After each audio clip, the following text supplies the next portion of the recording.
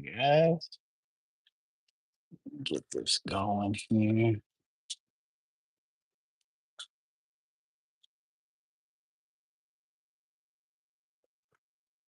Boom, boom, boom. Twitch, let's get you going too.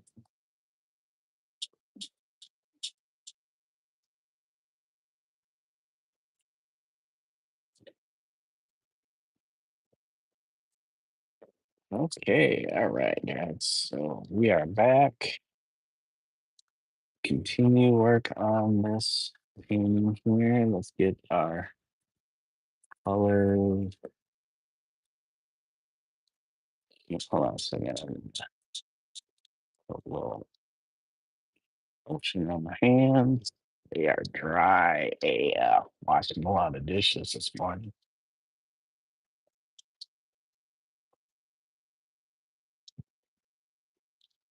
All right. So we were last session working on the uh, oh my yeah. Oh my. On the last session, we were working on the graffiti. Says Omizu. It's hard to read because of the trains covering it, but you get the gist of it. So anyway, adding the yellow in there. What is my brush? Got a brush going on. I wonder if I should change on water. Hold on, guys. Let me do that. Let me change the water.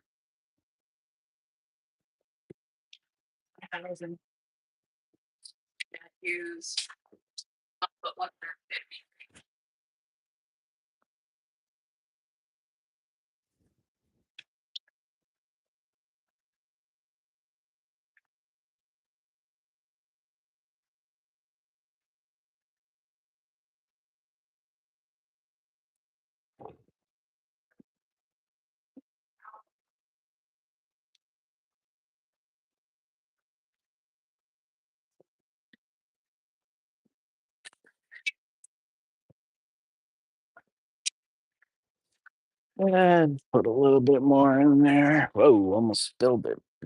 Almost dumped the whole thing. That'd be awesome. Dump the whole thing right on my workspace.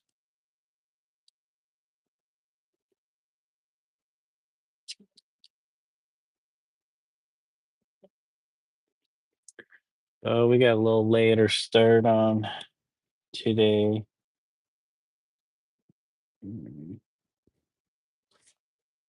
But we still have time.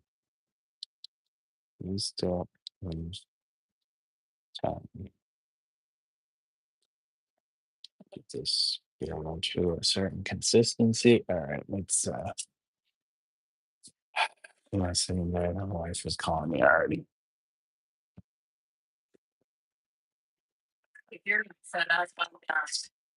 Yeah, I just got going. Sorry. Move. Nope. Go. You gotta go, Marlo.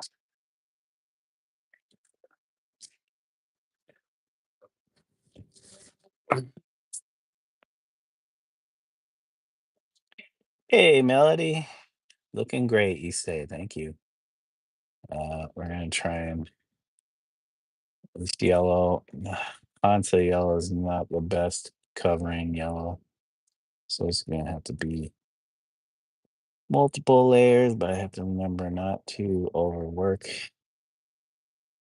this. You get color there. Some paint on there. So how you doing today, Melody?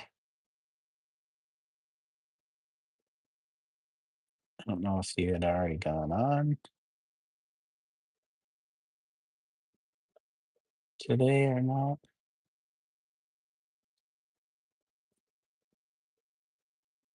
Said, yeah, yellow is challenging to get it fully opaque on good. Yeah, you kind of got to start with a white ground or base.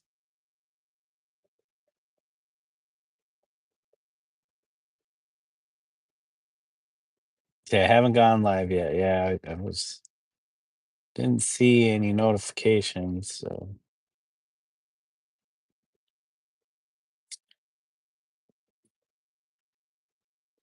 I did catch some other people. New guy. I know he's been streaming, and I've caught some of his lives. He goes by Torches Art, which is Tourchez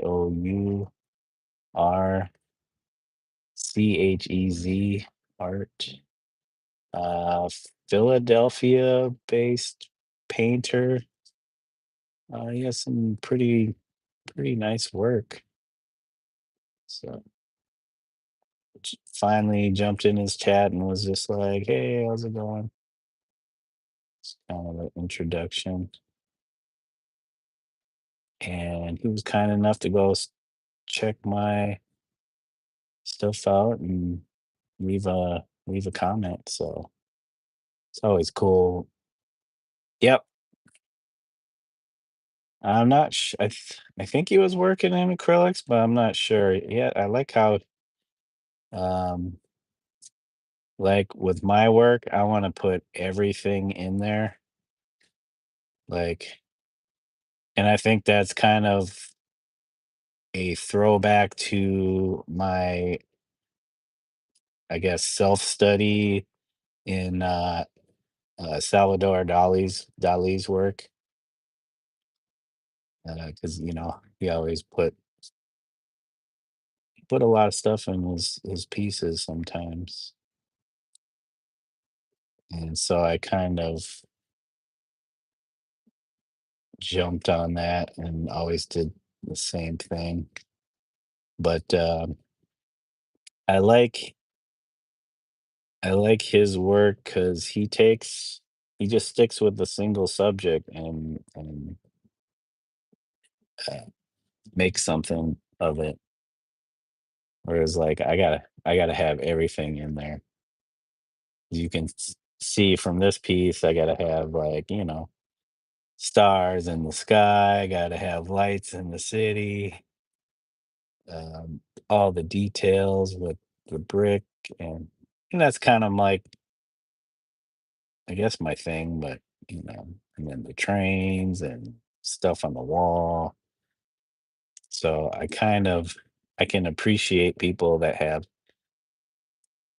kind of a singular idea and they just kind of stick to that with their artwork.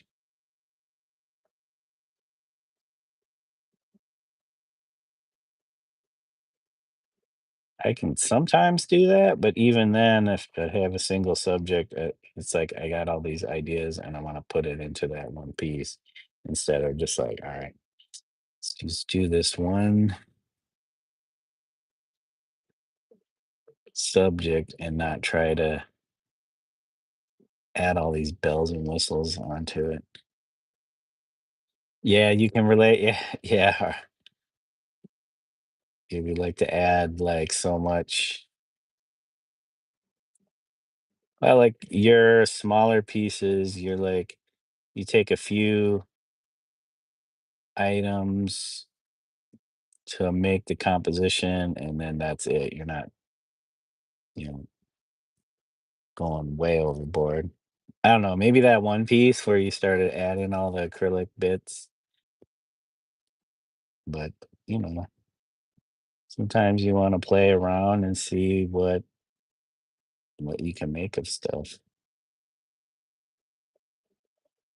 And sometimes the piece needs it, and sometimes it doesn't. All right, I'm starting to overwork this yellow here.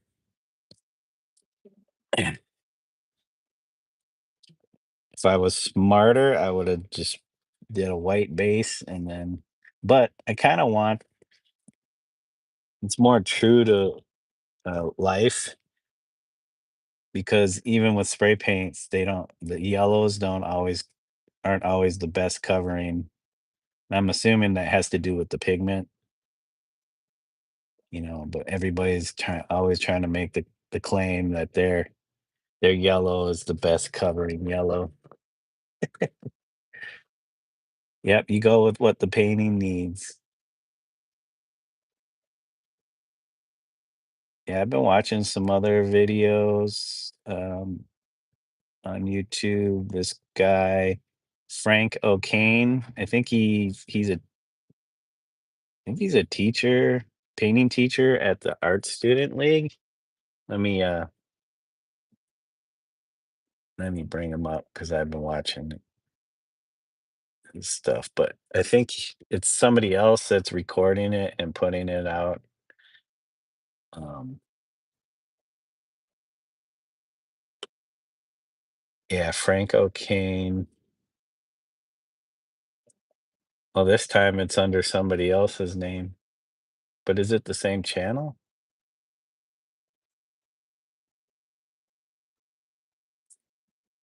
Yeah, a Helen Cha Kim is this one. Videos. Hold on a second, skip.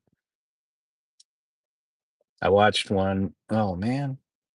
I watched one where he did a demo of watercolor. Yeah, this is a different person. Maybe different students or yep, the Art Students League of New York. Uh, But I think there was a guy that had recorded some because the quality was a little less. Yeah, I'll subscribe to her just so I can watch these videos. Yeah, her channel is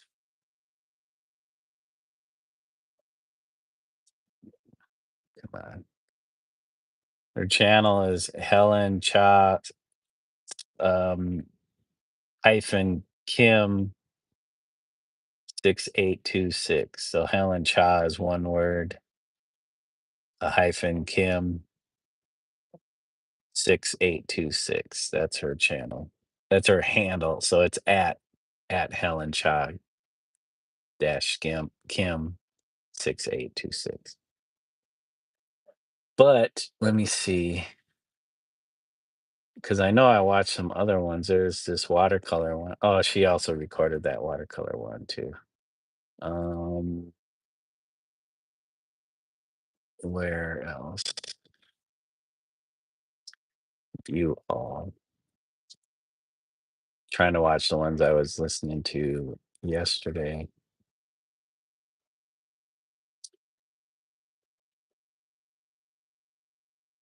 Jeez, man, I watch so much stuff in a day. It's crazy. This other one is uh Stefan Durkee. Let's see. Oh, come on. Let me see. Stefan. I don't know. Yeah, he's at Stefan Durkee, STEPHENDURKEE 3115. Um, he has quite a few videos of this Frank O'Kane. And O'Kane is O apostrophe CAIN.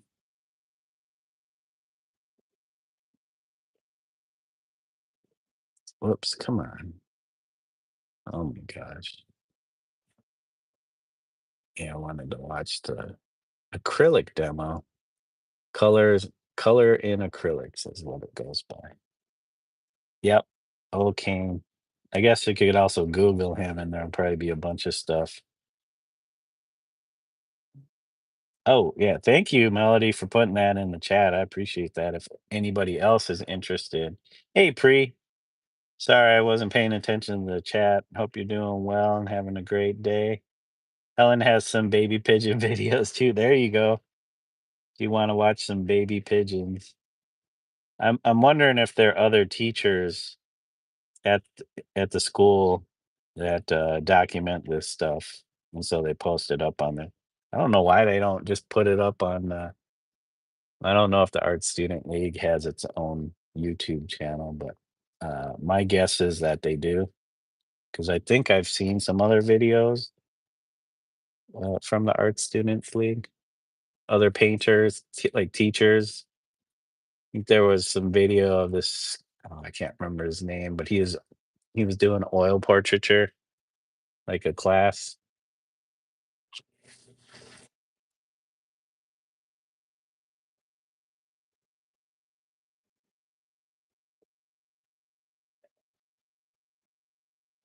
That's the one thing that I feel like I missed by not going to maybe art school. Because not all art schools are equal, but when I started to really get interested in art, I kind of towards the end of my high school years, I wasn't even paying attention to whether I'd be going to college or not. I kind of knew that I was just not going to go.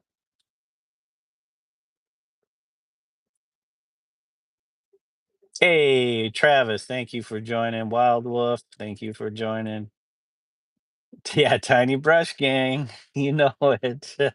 Hey, we have another Tiny Brush Gang member in here.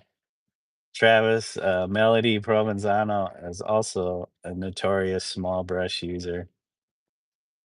I guess Wild Wolf, I feel like Wild Wolf uses more kind of medium sized brushes. But yeah, all our favorite painters are in chat right now. Well, s- some of them.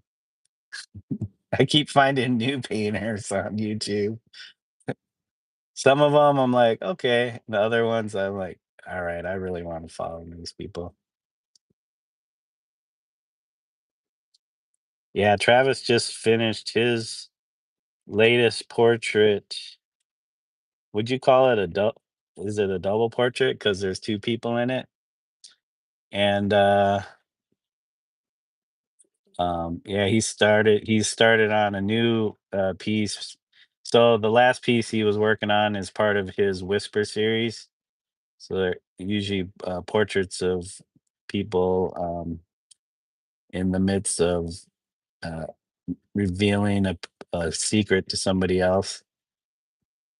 Uh, and Travis, I think all of those portraits are images that you shot. So they're photos that you took. So they're your own references. Same with this new um the new painting you're working on. I don't know what the series of that is called. It's like I want to say foot fetish or something like that. Uh, they're uh, they're pretty good works. Yeah, so anybody interested, go check out Travis's channel. Also, Wild Wolf's channel for Wild Wolf does some wonderful abstract pieces using various materials like uh, pencils, oil pastels, acrylics. I don't know, Wild Wolf, have you done any oil painting?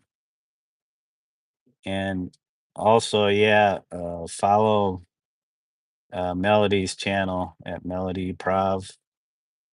She's a wonderful painter. I don't know, Melody, do you do oils too, or just mainly acrylics? Hey, piano person, welcome. Thank you for joining us all the way from Germany. Man, how late is it there? It's like evening time, like most people's bedtime. No, no oil, at least not yet. Or are you staying away from oils? 8 p.m. Yeah, that's what I was wondering.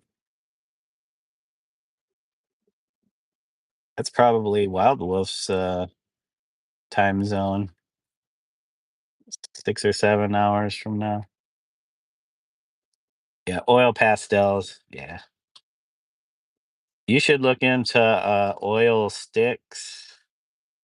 If you're not quite sure about getting oil paints, You should try oil sticks. They're a little bit different than oil pastels. Probably a lot less wax, but d- it depends on the oil pastel. But oil sticks are definitely more oil paint based. I have some. I've used some a little bit, but not much.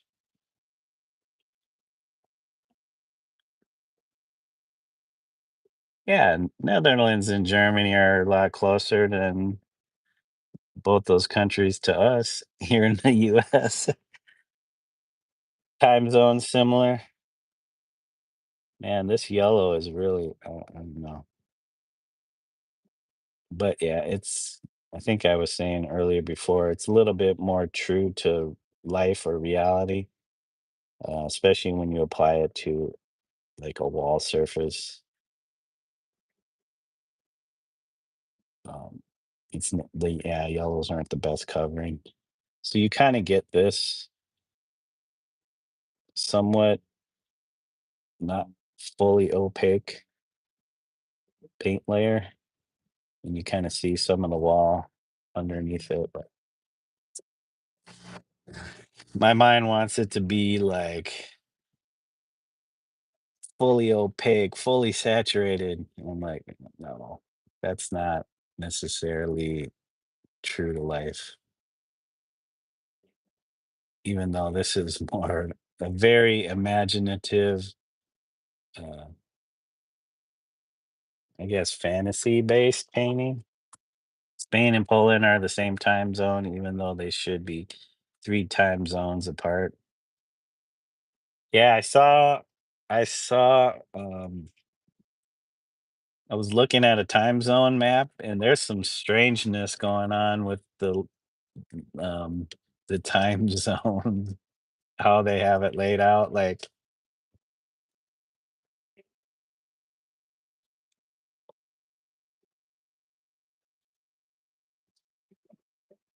okay, I need some green. I'll let that yellow.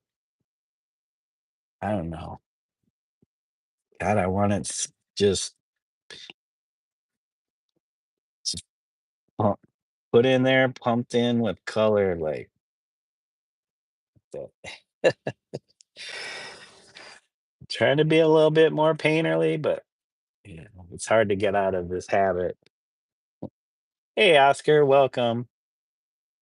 Hope you're doing well, Oscar.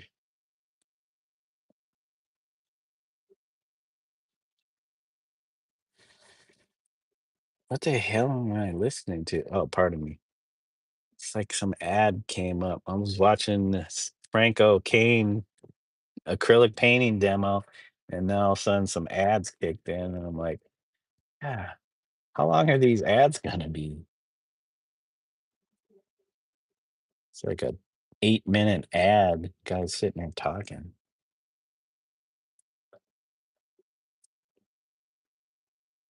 Every region used to operate solely on the sun, solar time. Yeah, not now. It's all business based.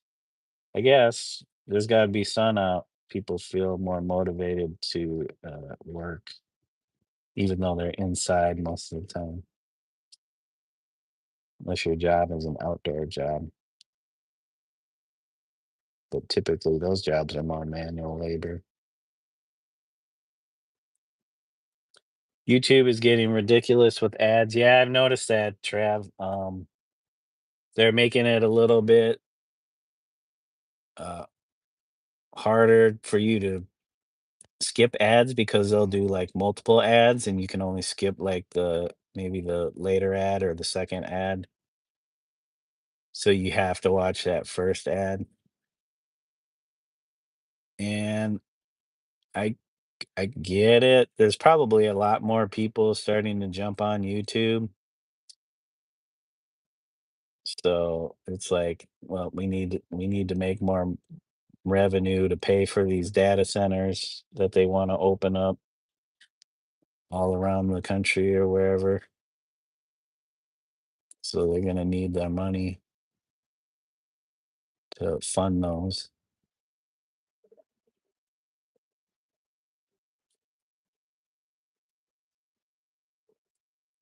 Yeah, I think, well, that would probably be good for them, but I think as long as they could shove ads in your face, I think they would probably make more money that way. It's like in reality, how many of us actually have a YouTube um subscription? I don't. So running ads is a lot better for them. So if they can squeeze in ads into content, I mean, I guess as long as the ads aren't that intrusive, um, because they're actually providing a free space to, for, at least for me, to like document my work. So, and if I'm constantly uploading um, lives, because I already got 700 and something, probably like 750 lives, and that's not including my other video content, which is not as prolific as my live streams. Um, and I'm not paying them anything. They're supporting me. So I guess, if there's a few ads, it helps them generate the revenue they need to keep this stuff going. I don't know. When I start thinking about that too deeply, then I'm like, man, should I even be doing this? Just growing my carbon footprint by live streaming all the time.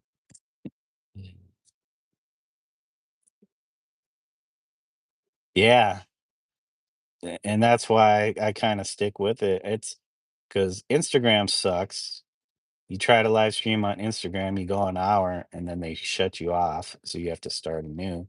And I hated that every time I would use, because that's what I used before YouTube, before I realized that I could live stream on YouTube, or before I even had the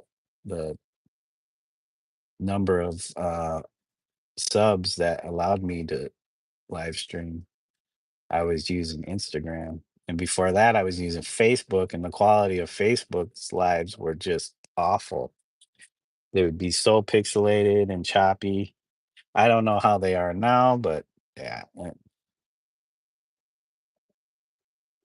And that was when, kind of during the time Facebook was getting all the flack for the elections and stuff like that. Um,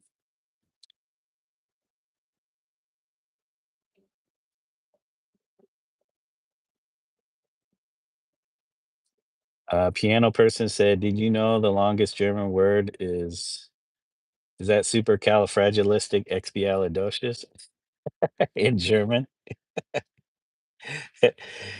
Yeah, 79 letters. Like, really, who's using that word? There you go, Trav. You need to throw that into one of your rhymes.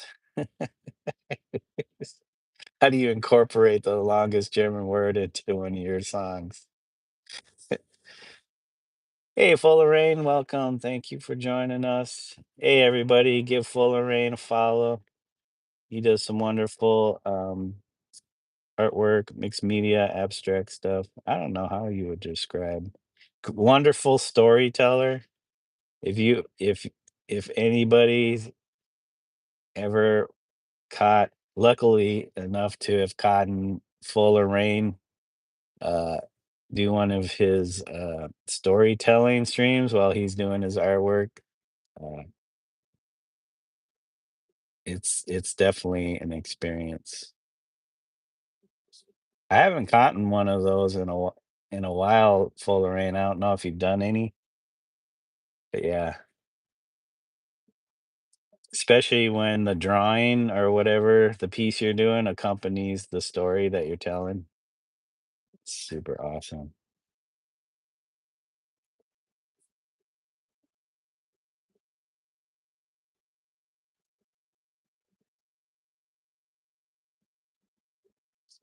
All right. Well, we're getting somewhere with this. I don't know if I'm digging the yellow and the blue that I use down below. I feel is way too dark. It's hard to make out. So I might switch that up. But I was using this manganese blue hue. It's very translucent, so I don't know how well it would, because this is what I use. I was using this cobalt blue, actual cobalt blue, not a hue. And I guess against that kind of reddish, oxide-ish background, you can see that dark. It's not as brilliant as I thought it was going to be. It actually seems to match the sky a little bit better. And the longest Swedish word is 131. Hey, Trav, throw that into one of your rhymes. What is the meaning though of these words? Oh, you have the longest English word. Pneumano, ultra microscopic, silico, volcano, neosis, neosis. It's the name of a town. Man, just try to give somebody directions to that town.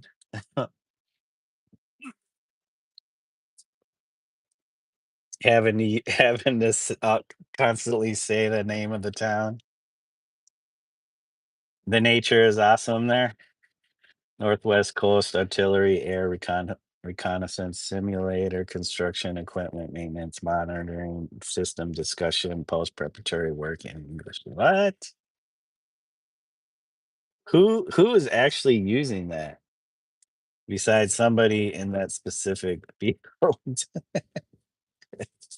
How are you bringing that up in the conversation, regular, normal conversation? Anti-establishmentarianism. Is that your longest word you've ever used, Trav, in one of your songs?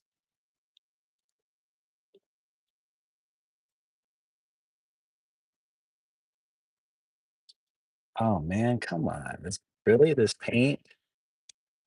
Hey, I live in Northwest Coast Artillery Air Reconnaissance Simulator, construction equipment maintenance, monitoring system discussion, post preparatory work.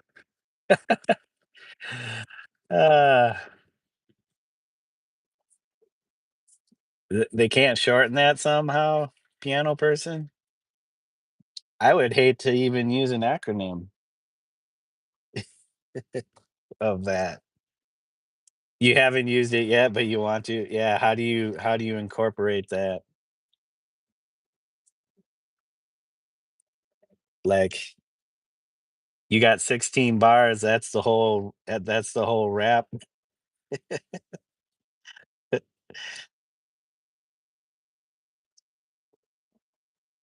Especially, like, how many syllables are there?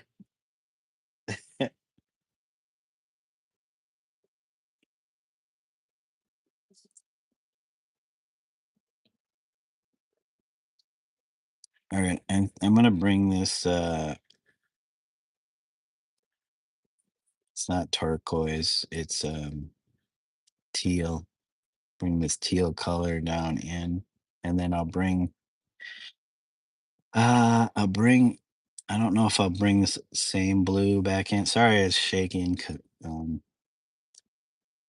I'm resting my elbow on the table here, which my, which is weird, because my rig is not even connected to my table, so I don't know why it's shaking. It's connected to the metal shelf that's sitting to my left. Oh, I know why.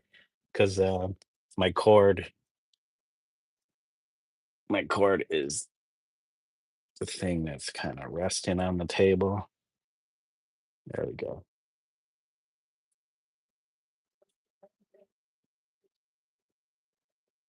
The longest German city name.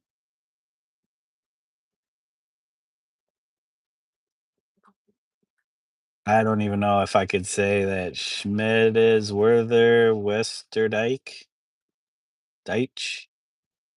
Deit.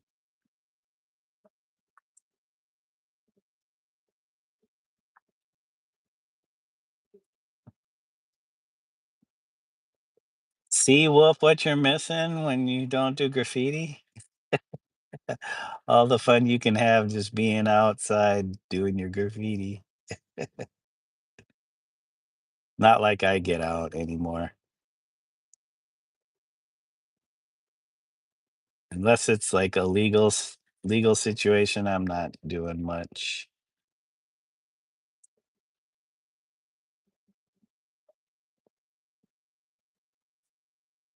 It's my name. It's Omizu, but it's the bottom half is covered up by the train.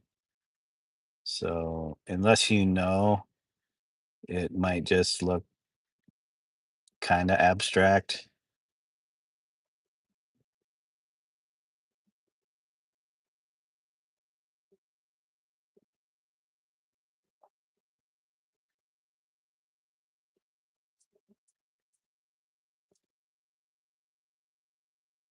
That's kind of why I'm trying to bring this teal lower so you can kind of see a little bit more of the lettering.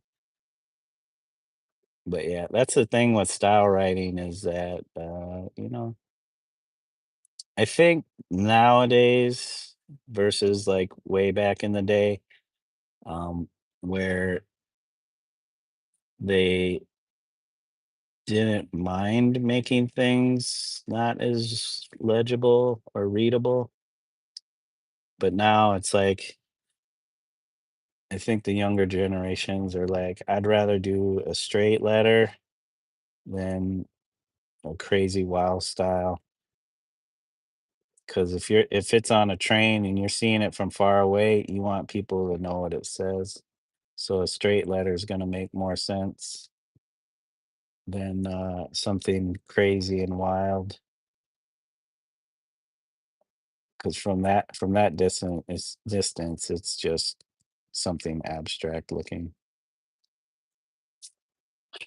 Well, do I just get rid of the dark blue altogether and just stick with the teal?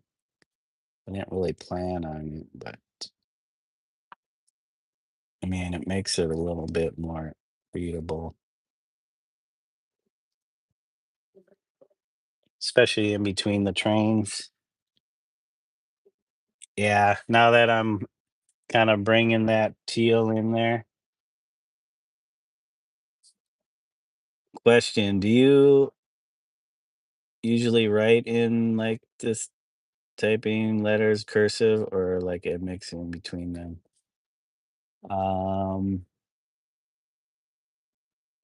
I just usually write normal if I'm writing.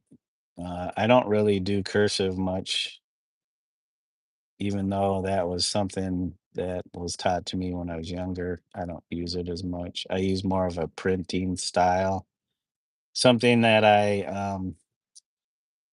kind of used or was trained on when I did drafting with my dad. So my father does residential architecture. So at the time, I was kind of helping him do some drafting. We were still doing.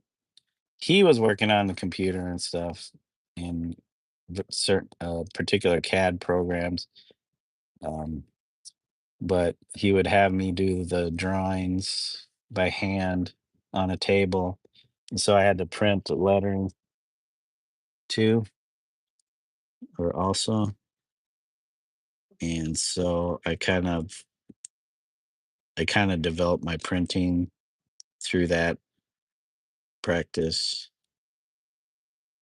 Okay, and that's not bad. But I still kind of intertwine some, like with my own writing, since I don't use cursive, but I utilize some aspects of cursive in my normal writing, along with the printing style, the print method.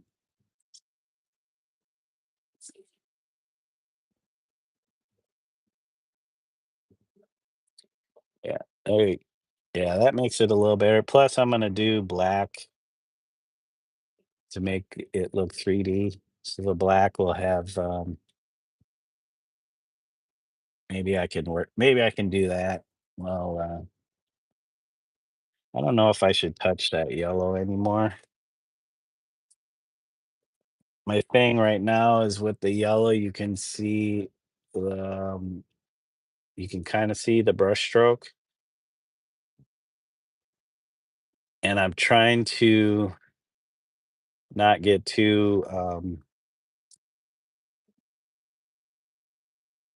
bogged down with trying to make everything look flat and smooth and perfect. Because I'm telling myself to kind of go with a more painterly look, but it's hard with the acrylics and working so small because I just want to like zoom in.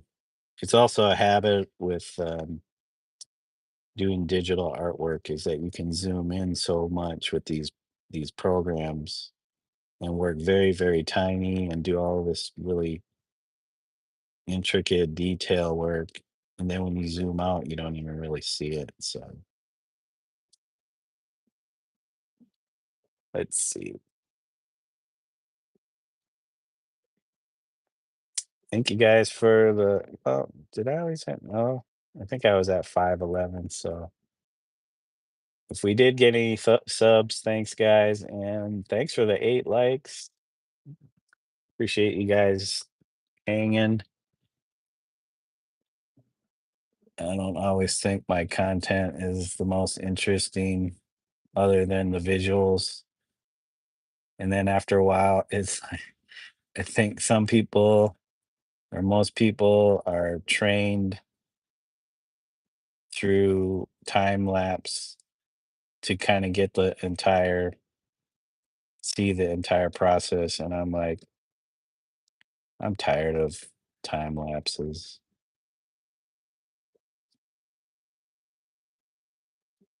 I'd rather work in this format and still be able to engage with people versus like, here's a video and you can comment on it if you like, but most likely I don't get comments on get some comments on the videos, but not a whole lot. So this way, if somebody does have a question, they can always ask me in the chat in real time. But if you do leave a comment in the videos, I usually try to respond to them. If I notice some time lapse, like doing it fast, yeah, like either shooting the video and taking the video, editing it together, and then speeding it up, or actually using a time lapse feature on your whatever your device, your camera, your phone, whatever's you're using to shoot with.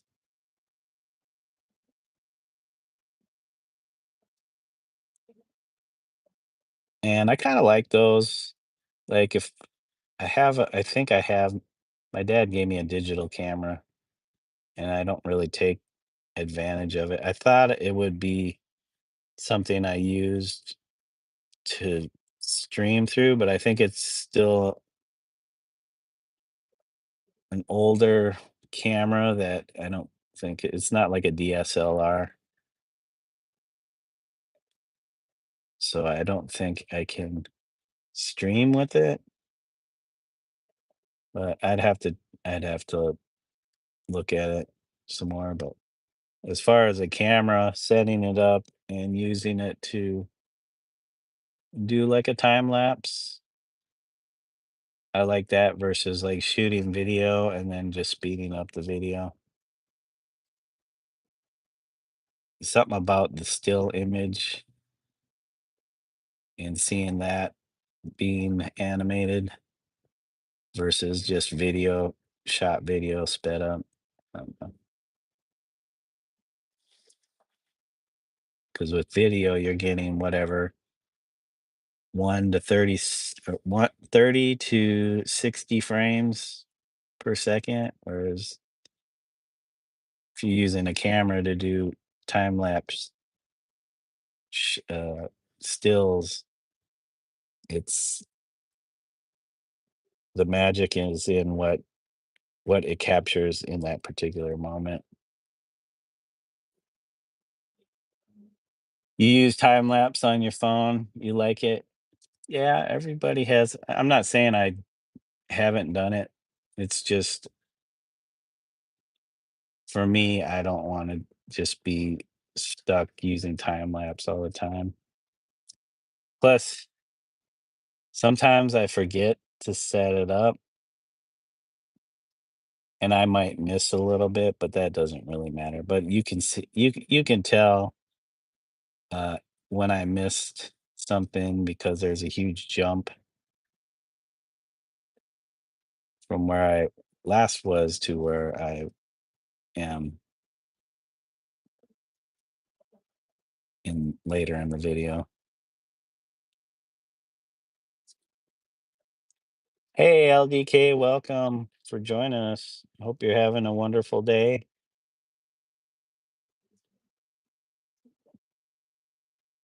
Yeah, everybody's different. So you make the content that you feel comfortable making. I'm just real lazy, so I don't want to make videos. I just throw the live stream on. It's so I guess it's just like a convenience for me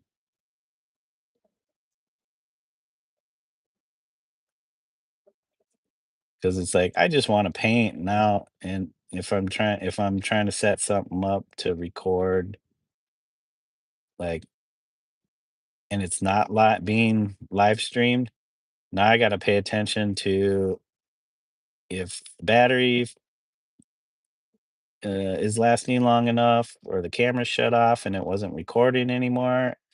I hate all that because I just want to like let it go, do its thing, and not have to worry about if the battery died or the memory. I ran out of memory, and so it stopped capturing what I am doing because I'm so much in the moment when I'm painting, especially out in the garage. It's like I just want to like give all my focus to the painting. Thank you for the emotes, guys. But yeah, I don't have anything against time lapses because I've used them before. I just get disappointed with my own time lapses. When I see somebody else's, I don't know what they had to go through to create their time lapse. So you're just seeing it. You're not seeing it, the mistakes unless they throw that in there or whatever. You're not seeing that they had to go back and redo something like 4 or 5 times because it wasn't quite, you don't see them overworking something. You don't see that their wife needs something and then they're getting called away or having to stop to make lunch or breakfast or dinner. Okay, I think the green's in there. Oh man, I don't think I went low enough right here.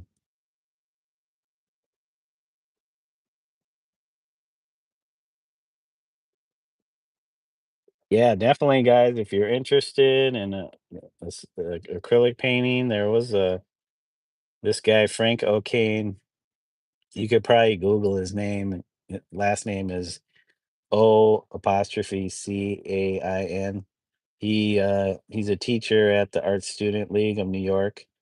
And there's some videos of him doing demonstrations of painting out there if anybody is interested.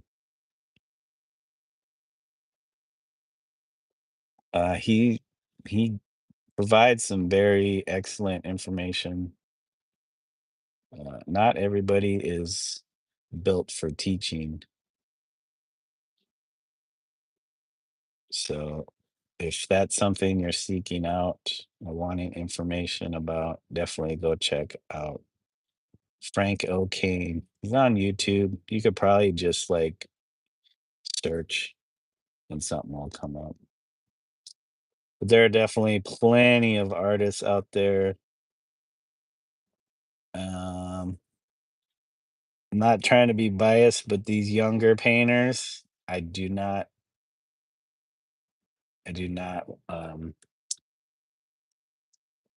maybe it's their style of how they um, relay the information. And then the use of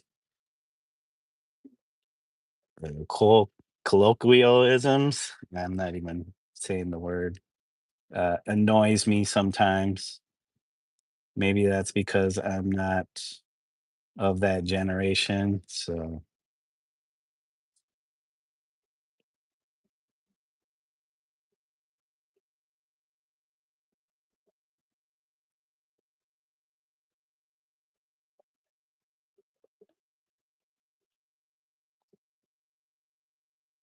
yeah, I'm just like, uh, go to the dictionary and learn some better descriptors than cool and flow and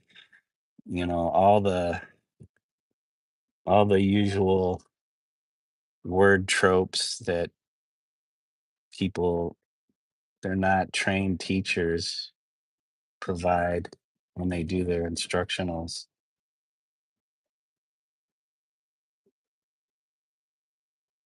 Unless you're using cool as a term to describe temperature. I don't care if something's cool. I'll decide if it's cool or not. But that mark you made might not be cool to me, might not be cool to other people. German versus English, German, du, der, Deutsch, sei, in, ich. Many, many words for you in German.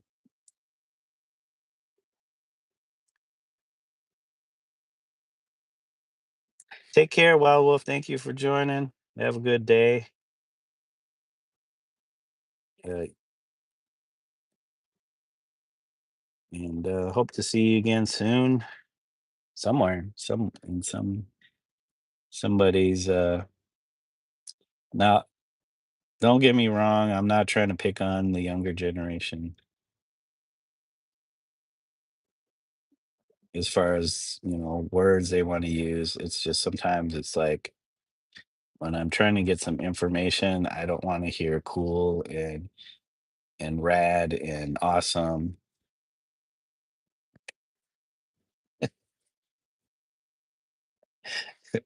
Even though I might use some of those words at times.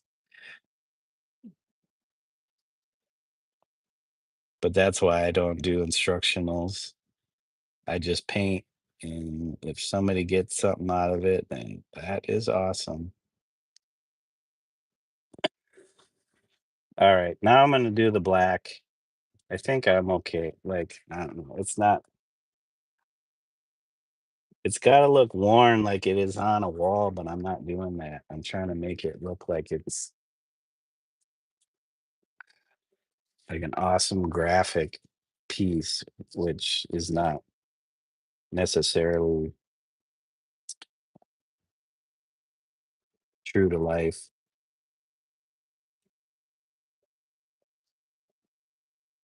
See, I even used awesome. Did I use cool too?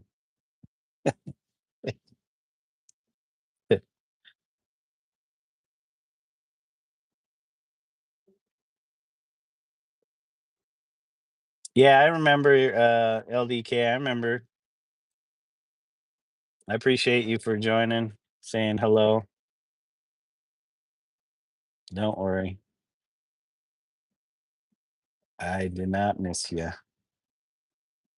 As far as in the chat, I saw your message.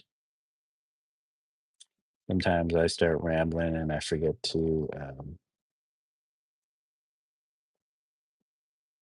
let people know that I'm reading your messages. Don't think that I don't.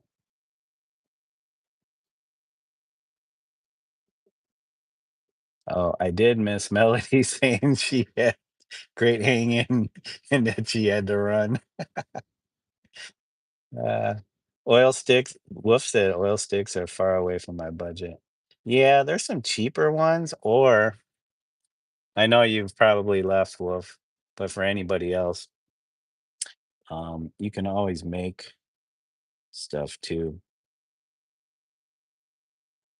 And I understand we have budgets, but when I was younger, I was spending all my money on our materials. Like I'll forgo some food, but I also live with roommates too, so we would help one another in that sense. But I would always be spending my money on books and art materials. It may seem sad, but that was my obsession. They keep bumping. Sorry guys on Twitch. I bumped the camera.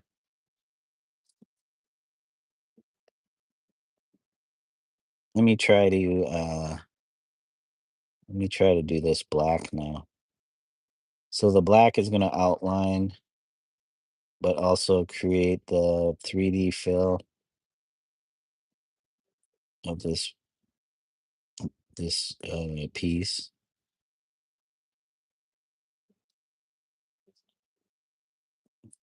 You gotta remember to leave things be. Don't try to make everything so flat. You know, if something starts opaque and then becomes a little um, translucent, like, don't always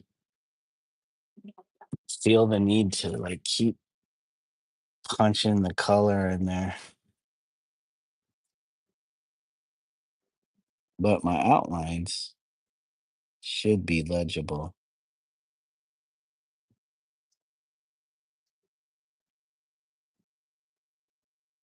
It's just like if I were out in the field painting, you want it to be legible. You want it to be seen from a distance. This is terrible. I have to make these lines a little thicker. Um, Sometimes, depending on the paint you use, you'll get some of the same looks as if I were doing a brush. So the line might be opaque in some areas, it might be translucent in others. Not to be so bothered by these little things all the time.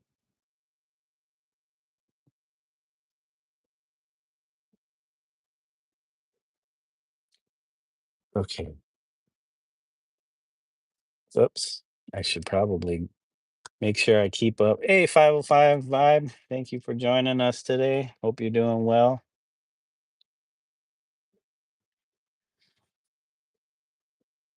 Appreciate your stopping on by, saying hello. It's good to see familiar people in chat. I'd say faces, but I don't really see all your faces.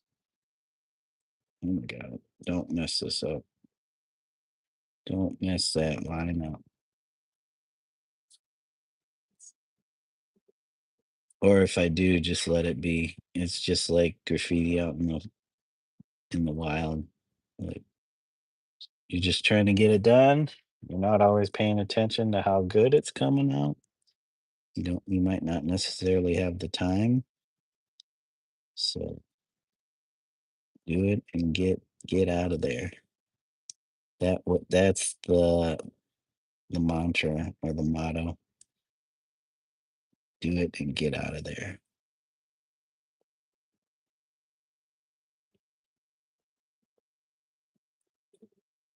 You said, "How much do you want for it?" I don't even know. I'm not done. And thank you for joining us, Kira. I don't even know if I'm gonna sell this right away because sometimes it's easy to get caught up in wanting to sell something, and it depends on what you're trying to do. If that's part of your business model is like, okay, get it done and sell it. But sometimes I want to hang on to things just to be able to spend a little bit of time with it to maybe understand it as a artwork. I don't know if this makes much sense for some people. If you're not a painter, you might not really understand it. And there's a difference between painters, being a painter, and being an illustrator. Because illustrators, they do their work to earn money. They're not necessarily doing it because they want to do it. I mean, ultimately, I hope you want to do your illustrations, but the focus for illustrating usually is to do something to generate some kind of um,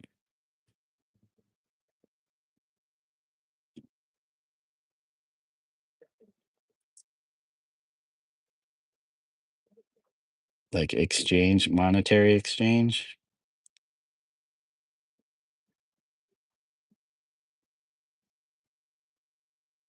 But I'm not saying that this wouldn't be something for sale. Most likely, and it's a very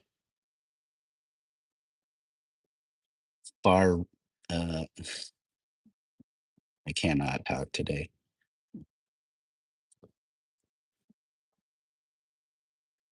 Very,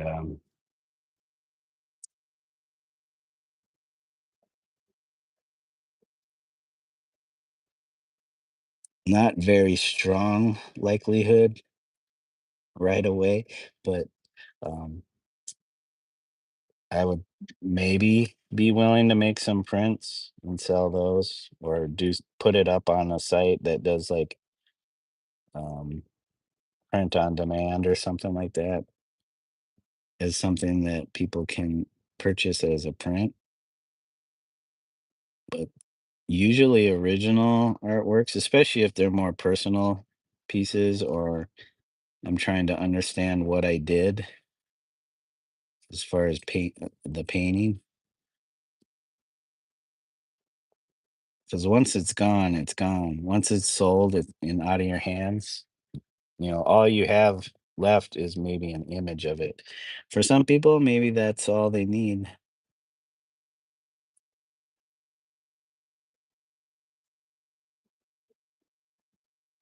But some of my paintings, I don't know why I do them. I just do them. And so selling them right away later on, I just kind of get disappointed that I got rid of it and that I can't be with the painting to understand it because there's a difference between a digital image of the work and actually having the work in front of you to look at.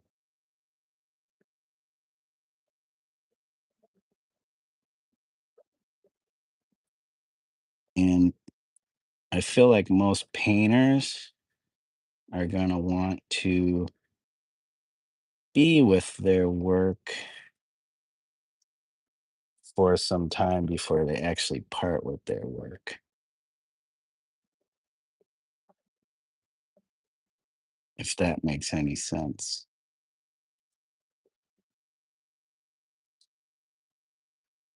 Oh, thank you, Kara. Yeah, have a tendency to put a lot of detail in um, my pieces. Sometimes maybe to the detriment of the piece itself. Because sometimes these things don't necessarily need all this stuff.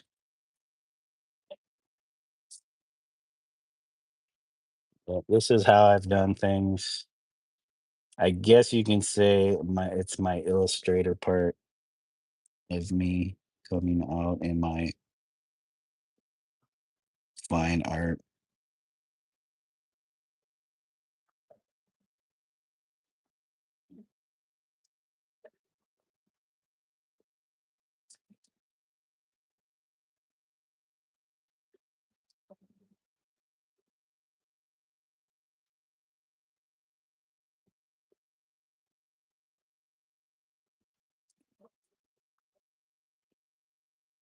Oh, you're gonna need some more of this bone black. Can't be stingy with my paint, even though I want to be stingy with my paint.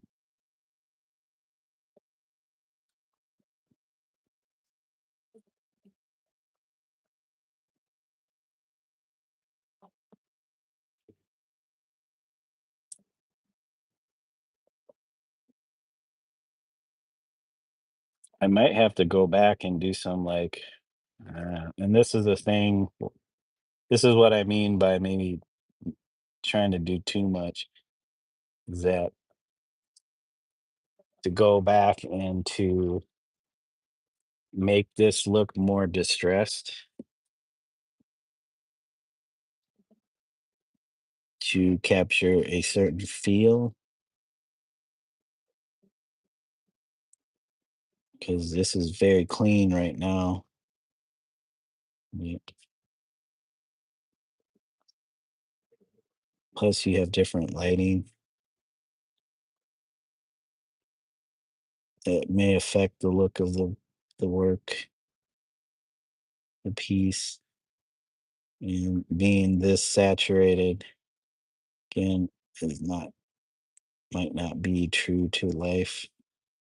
But then again, I'm not working from any kind of model reference other than the drawing that I did of the piece, make it look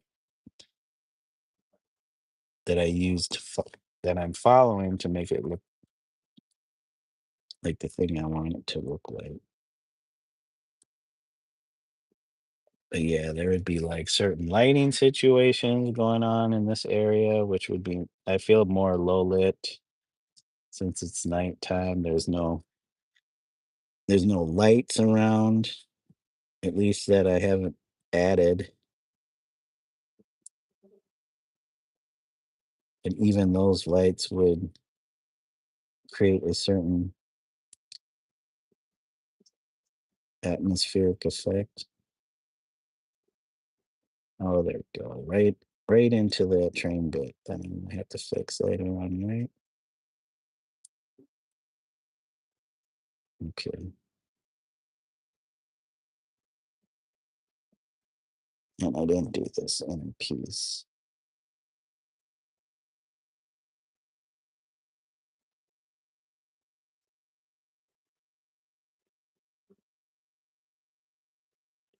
Hey, Sabrina Suburban Garden, welcome.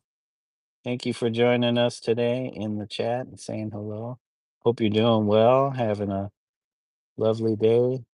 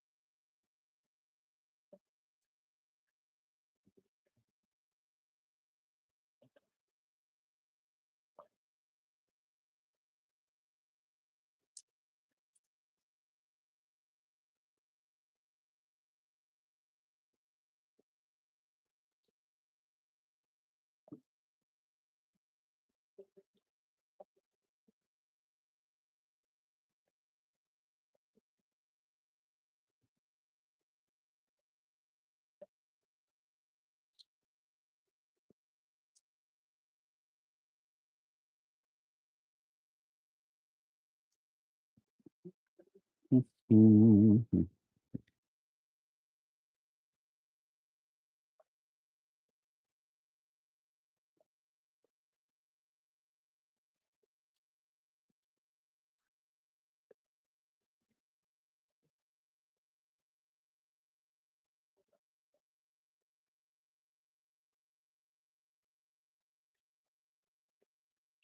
Oh my gosh, I don't know if this is making sense, but we'll just add this in now and then we'll take it out later because it's not making a whole lot of sense.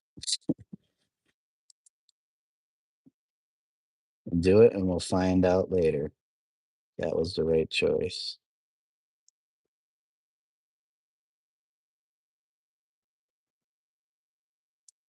Oh, I can drive myself crazy trying to clean it up.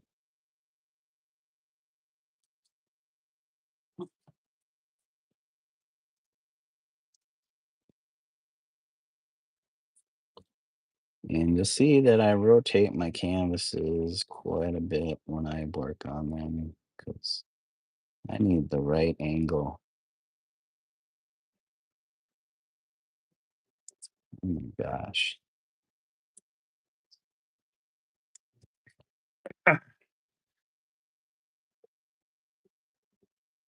Oh, yes, I missed this line here. I missed this line, right?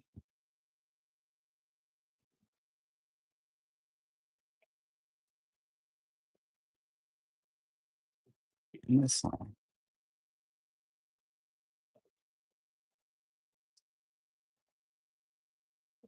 And this line. Uh,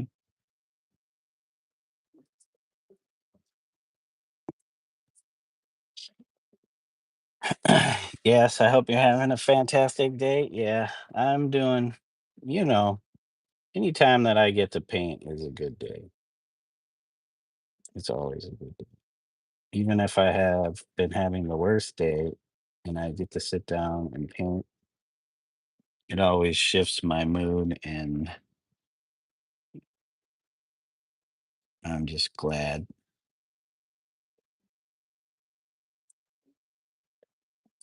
to be able to apply these pigments to these surfaces. I don't know, something about it. If it's meditative or what.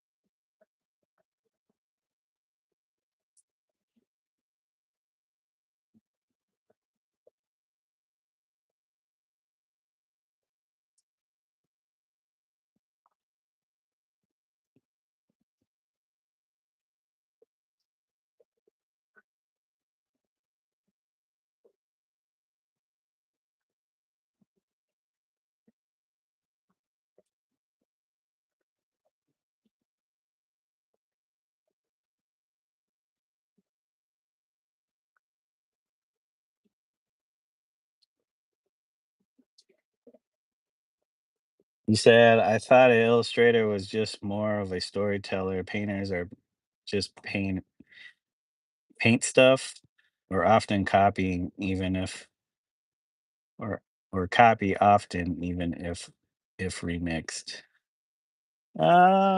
I think painters are trying to come from a place of not knowing within themselves, whereas an illustrator, yeah, you're right, is kind of a storyteller. Um, but they either work out or kind of figure out what they're trying to create and maybe refine it or revise it for whatever particular purpose the illustration is used for. Like a lot of illustrations early on were um, used for like ads and stuff because I don't know, before photography became real popular, painters were the ones that were, or illustrators were the ones that were creating the images that they used in ads or on stuff like album covers or book covers,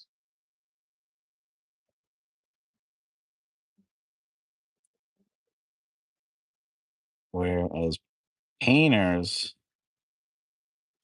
might just be concerned with the materials and how they apply the paint, how working with those make them feel, or how they want to express themselves on whatever surface.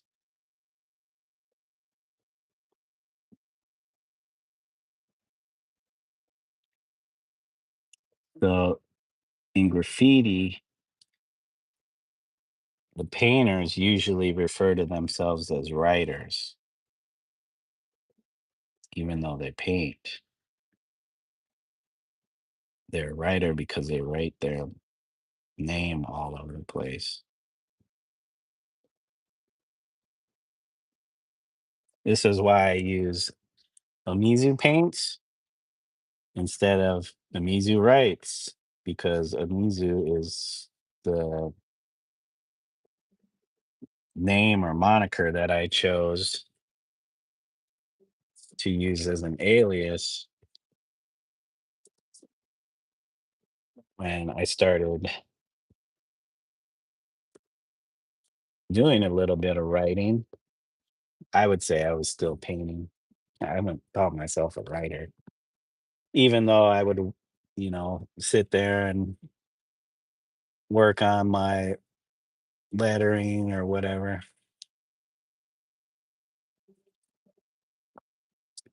Yeah, painters, yeah, definitely. I would say philosophers or more poets. Painters are maybe more akin to poets, even though they do. Um, I feel like, a lot of painters are definitely more literary, whether it's philosophy, poetry, prose, whatever.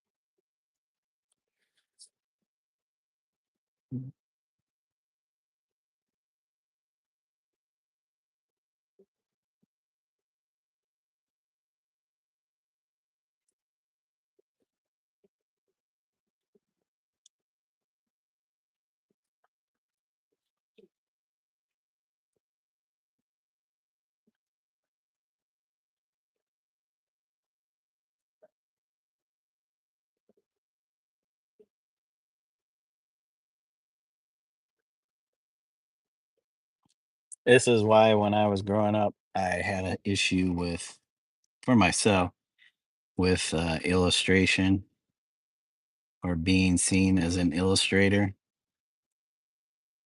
even though a lot of my work is very illustrative.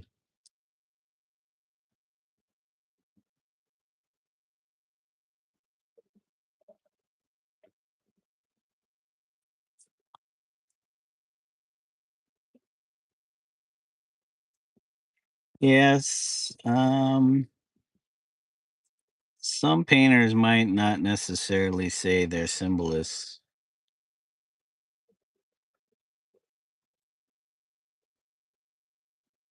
It's different for everybody. You can't just assume. That's like, so for example, Frida Kahlo, she she never thought of herself as a surrealist painter, even though she knew a lot of surrealist painters and was kind of accepted into their fold, but she never thought of herself as a surrealist painter. And I feel like she um probably thought of herself as more of a realist painter.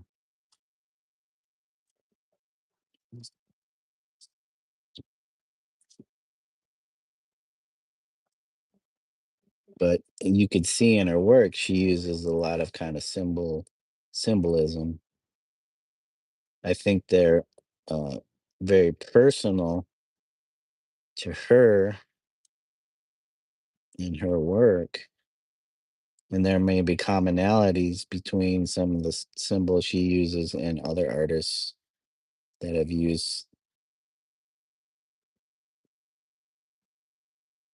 yeah, similar things.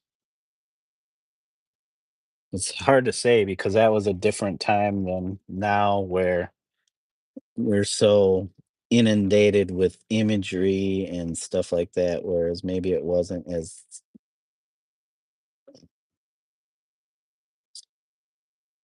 seen. Well, maybe they did seen as negative as stuff nowadays is looked upon or seen as. So your intellect, so you know what you're making. Yeah, and that's the cool thing is everybody their art reflects who they are,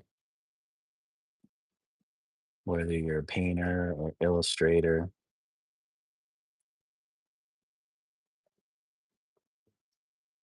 Feel like illustrators are, unless you're illustrating your own stuff, illustrators are usually more collaborators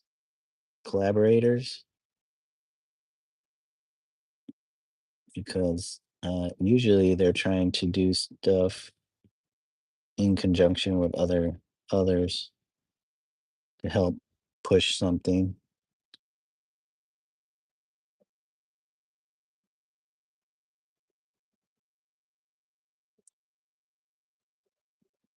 whether it's a personal um, or a shared agenda.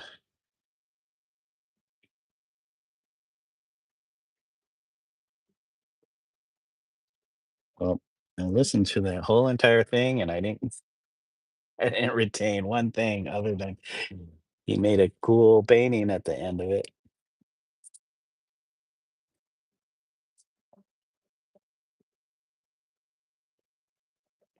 Not saying it's a masterpiece, but very, very energetic piece. Okay, let's see.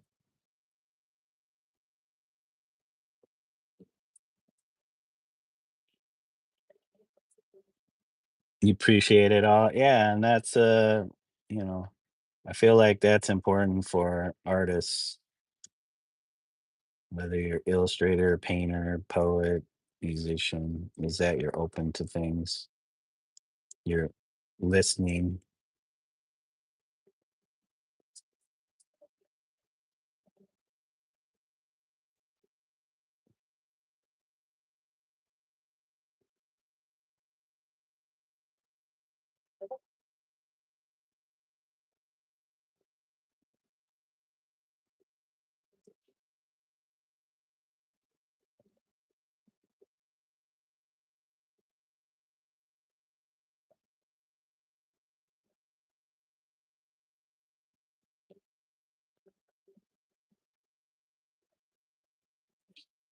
Mm, hmm, there's definitely some stuff I screwed up in here. Mm,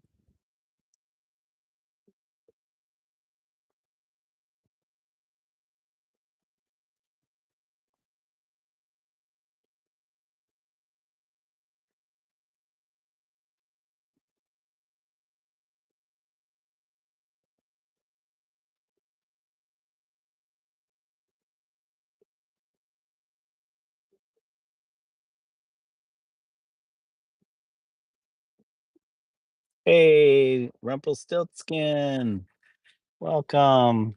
Another friend from Germany, Miss Piano Person.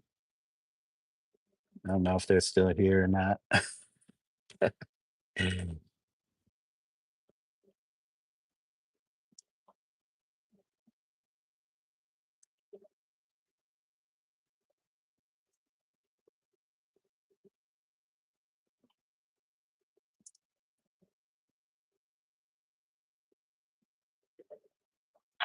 Miss Cure is one of the reasons I can't start painting is because it is expensive.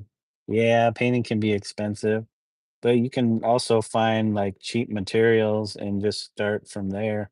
You don't necessarily have to have the best materials.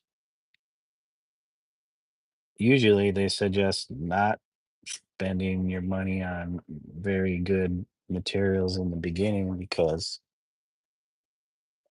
if you're still trying to learn, a lot of the work is just going to be like practice or studies or what they may refer to as student work. So it's not necessary to have the best materials. Now, maybe later on down the line, you might want better materials, and maybe by that time you're more invested in the art. Oh, yeah, I forgot this is supposed to be,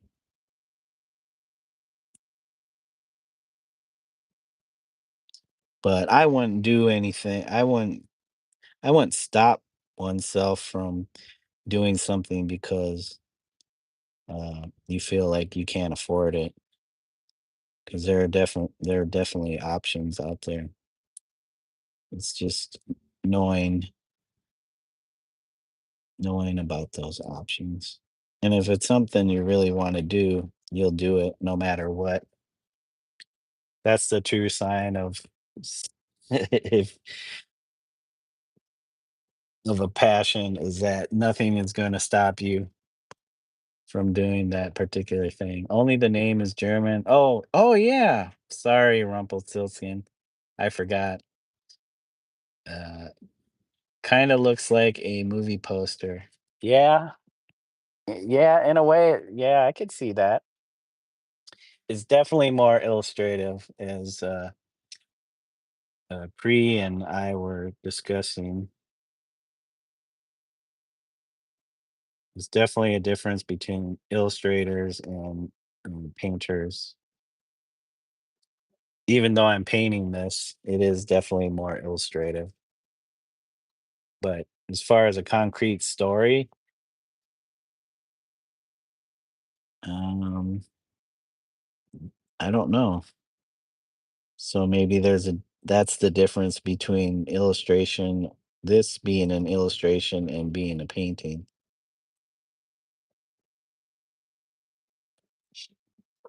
Because usually I just see images. I don't necessarily see a story, like a fully fleshed out story. And that's where I start is from images that I see in my mind's eye. And maybe the story comes later because I don't necessarily know why I'm making it other than I want to make it. I just want to make it. I see it and I want to make it.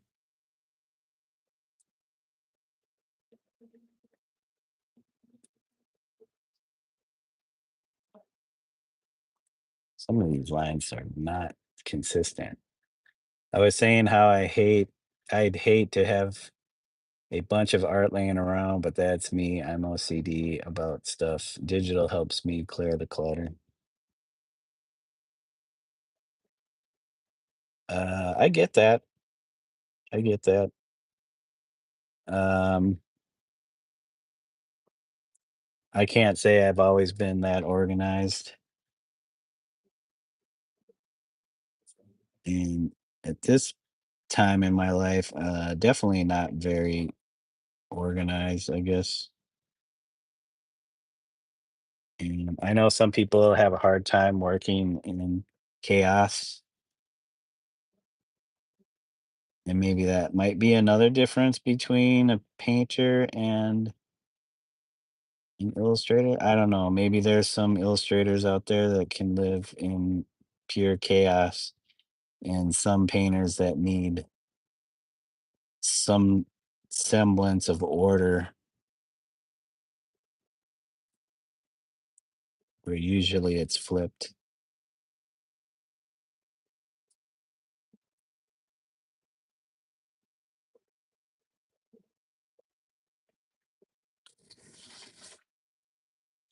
You know what? I'm not gonna get too try not to get too bogged down in if this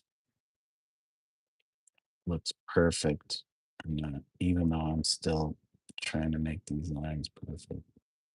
Ah, shoes. There we go. That needed to be curved a little bit.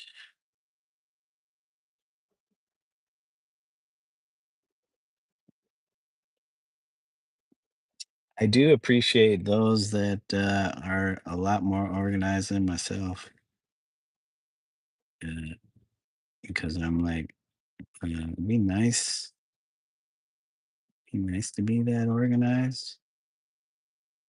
Have a proper studio. That's just not how things worked out. No, it's not like I can't get there if I put my mind to it.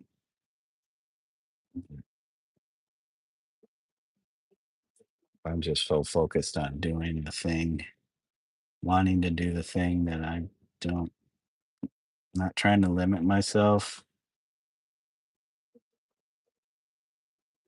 in that sense, telling myself I can't work if I'm not organized. I mean, I could tell when it's affecting my work, when something, the space or whatever needs to be, it reaches a point where I get fed up and I need to take care of that before I can move on. Whoa, moving canvas. But yeah, like right now, my desktop is just a mess. I got paint tubes everywhere. I got like napkins. I got tools. I got pens. I got all kinds of stuff on here that if I were to spend some time to organize it, um, I would have a lot more room on my desk here.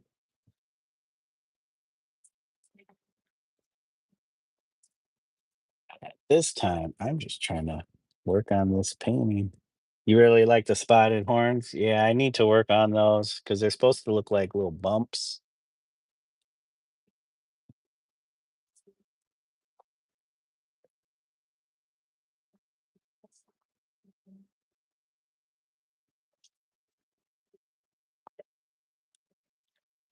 Okay, so um, I can use a titanium white. I wonder if I should go lighter and use this titanate yellow, but let's see. So you can see that's going to be a lot whiter white, but it's still kind of dull. It's not as vibrant as the Hansa yellow. Um, yeah, there was some spots where I needed to get this turquoise, and the turquoise is on my palette's already dried.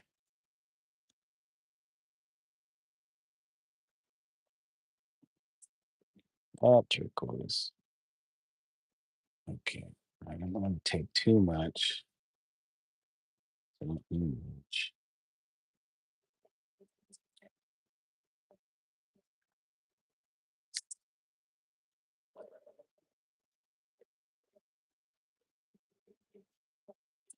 Yeah, I like having being a painter. I like having the materials around me. I I I do enjoy digital, but there's something for me about working with actual materials. like paints that I really enjoy that I don't get when I do my digital stuff because I enjoy getting down and dirty with the paints. Whereas digital, it's like it's so clean. It's like, okay, not getting that that rush or whatever that I get when I'm working with physical materials.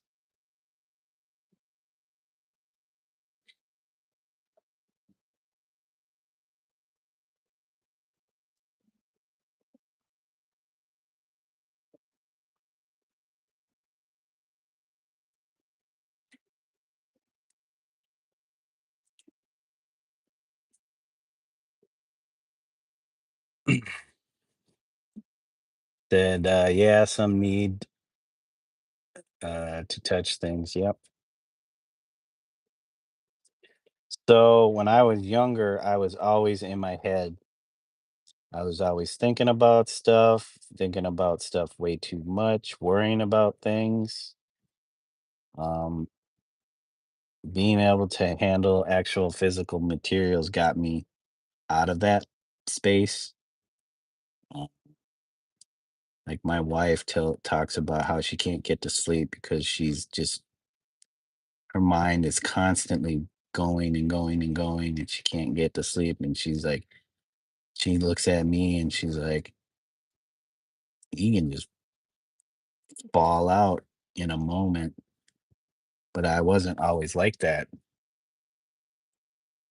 And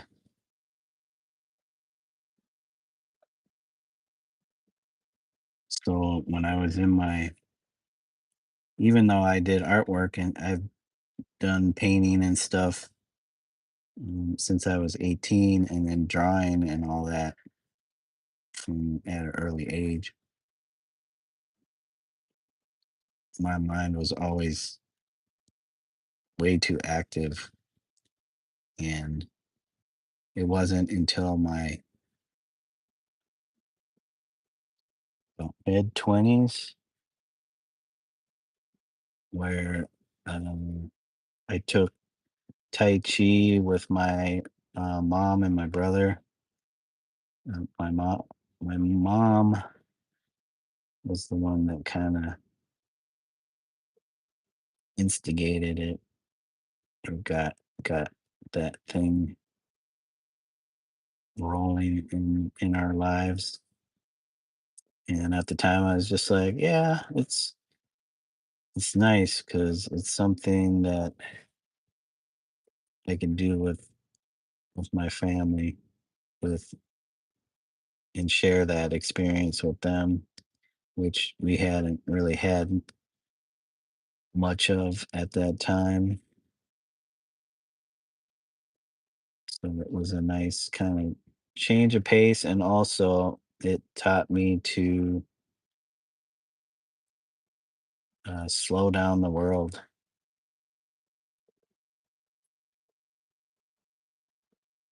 And I don't know if anybody understands when I say that, but we're like a society that we're constantly in our heads thinking about stuff,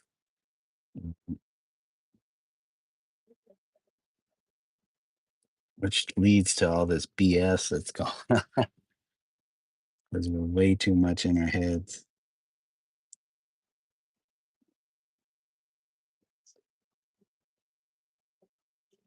Oh, this may be coming down too. I need to stop right there. I think this actually needs to come up some.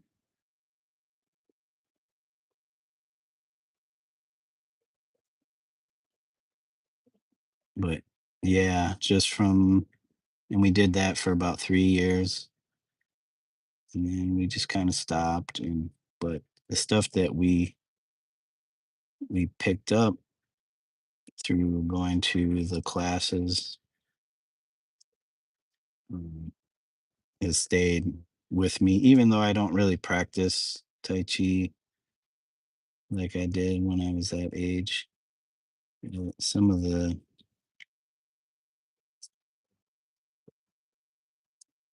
the teachings still stick with me, and it's usually a like a bodily thing. Like it's it's kind of written in your written into my DNA. So when I go out into the world, for the most part, I can keep my center, my grounding, but that's not always the case, but usually. And if I'm not, I can take a moment and get myself back to center through those teachings that I got when I was in my mid 20s, mid to late 20s.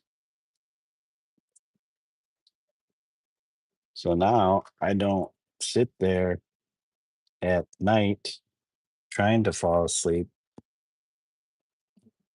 All those, I guess, thoughts that would be buzzing around in my head aren't as prevalent or at the fore,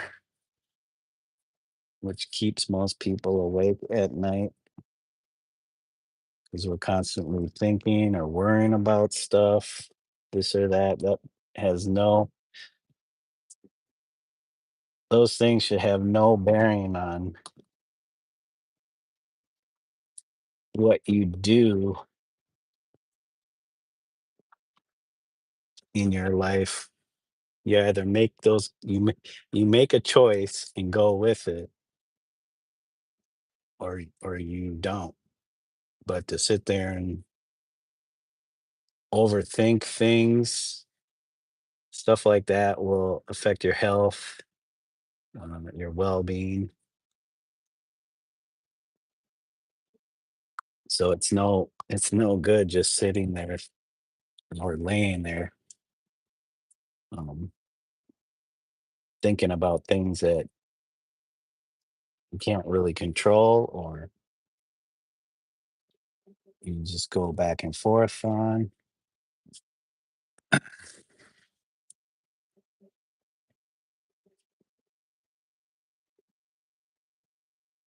He says, you say you accessorize your tech to get a similar feeling. I'm Aquarian though. I rule tech. I don't know what that means, pre, but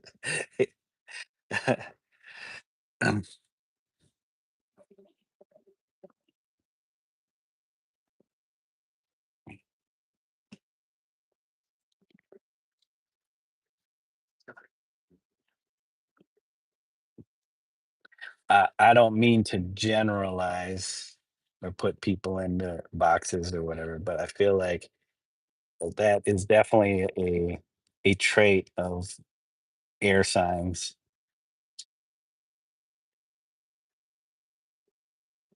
But then I guess it depends on which air sign, because each air sign has their unique traits too, even if they're the same mental sign or fall the same a sign that falls in the same elemental sphere.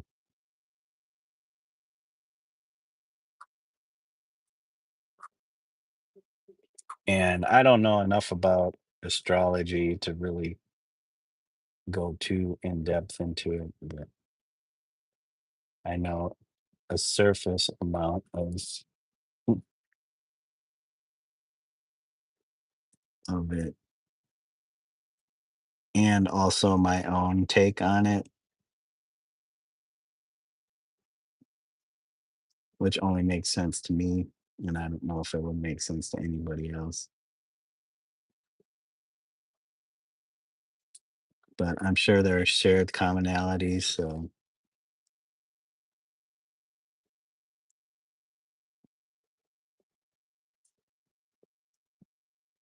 well, you start to see that blue between some of the metalwork of the freight cars.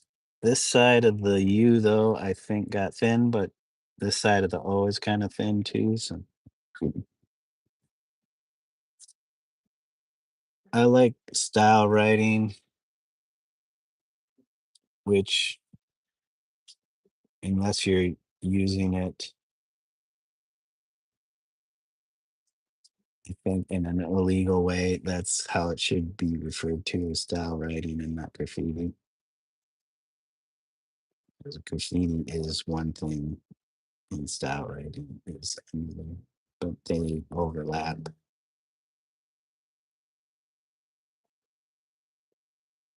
But because you can style write, but not necessarily be using it in the same fashion that it was kind of born into.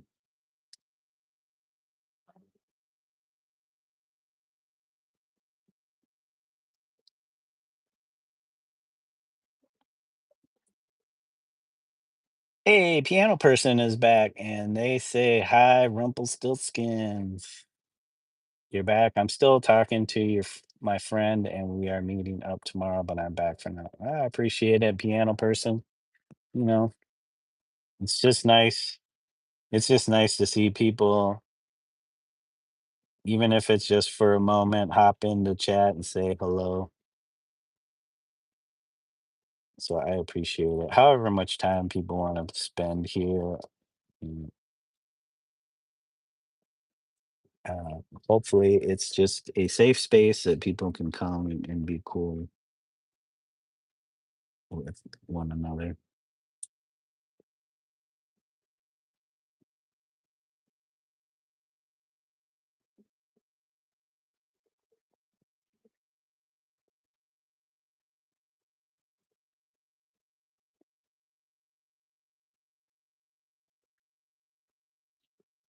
Okay, I think I'm ready to do. I think I'm ready to do the white. Do I want to do? So I'm going to do an inline, which is on the inside of the black, where the fill is. The fill is all the colors that make up um, the areas inside the letters. And then there's an exterior line that goes on the outside around the black, which some refer to as, like, in graffiti lingo, as the force shield, or what else do they call it? I've always known it as the force field, force shield.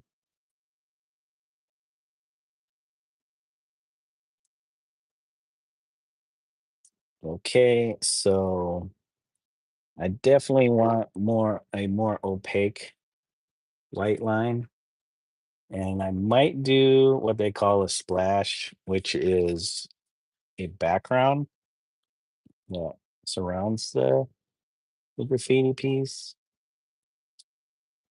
but it doesn't necessarily have to take up the whole entire wall.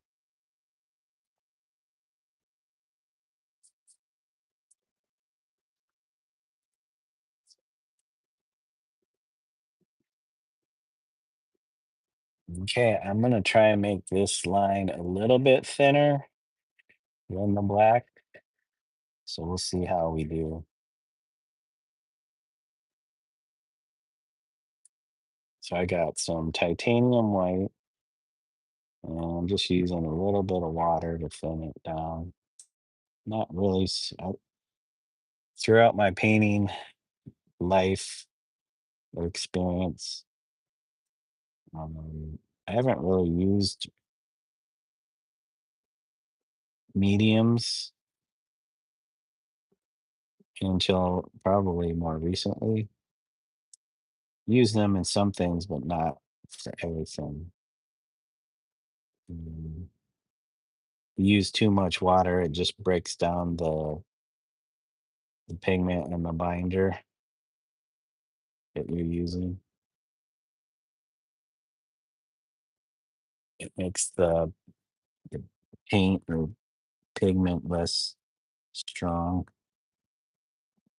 Let me see. But mediums will help create a stronger bond between the pigment.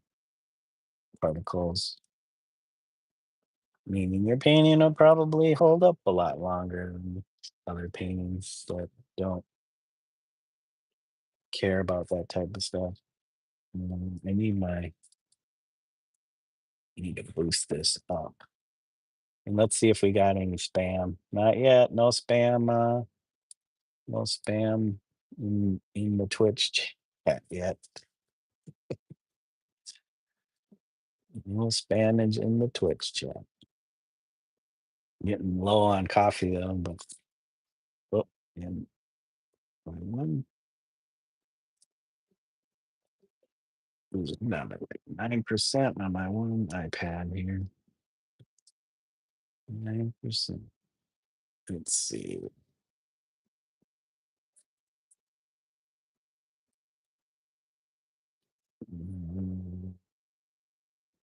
Oh, Yaz is on. If y'all are interested in doodle streams, Yaz, the artist, is streaming right now.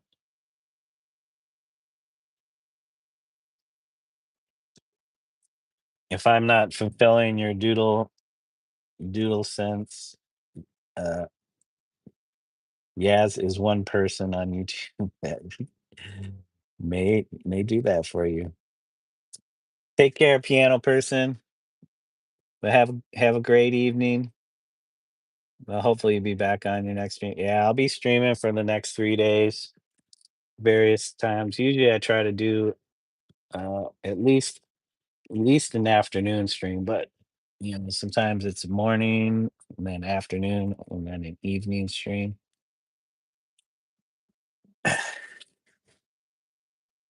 So, but I appreciate you coming through. Thank you. Love your stream and art. I appreciate it, piano person. Thank you.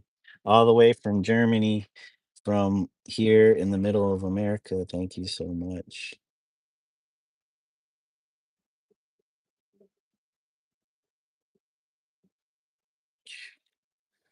Night, and you have a great day. Night. Thank you, piano person. Yeah, it's evening. Not here. It's like later afternoon. But yeah, thanks again. See you around. Have a good one. Have fun. Enjoy your life. That's what I say. If you can, enjoy life.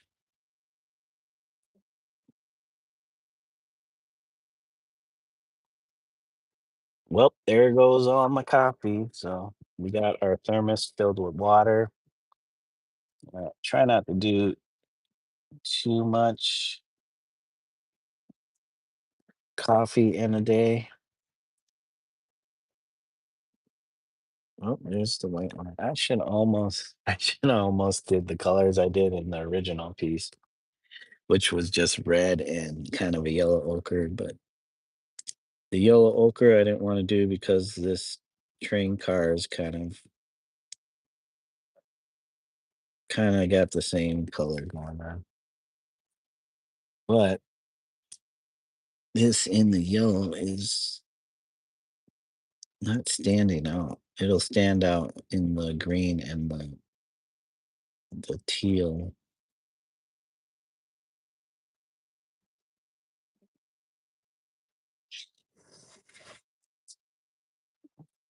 But we'll, we're going with what we feel. And we went with the yellow. We're like yellow will work. Yellow always works.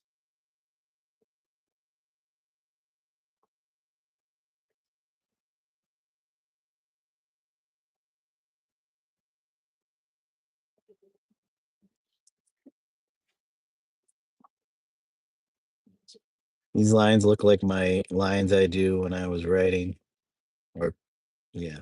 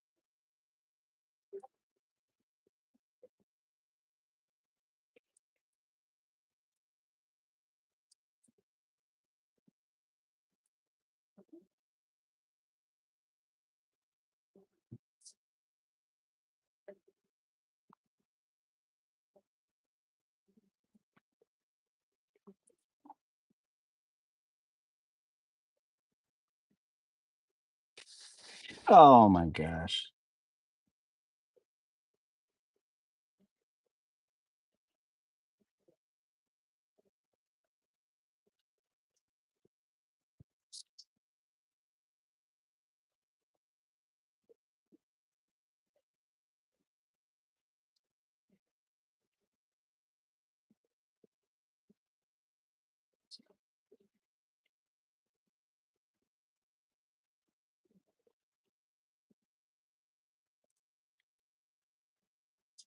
You set up your new you posted your new setup?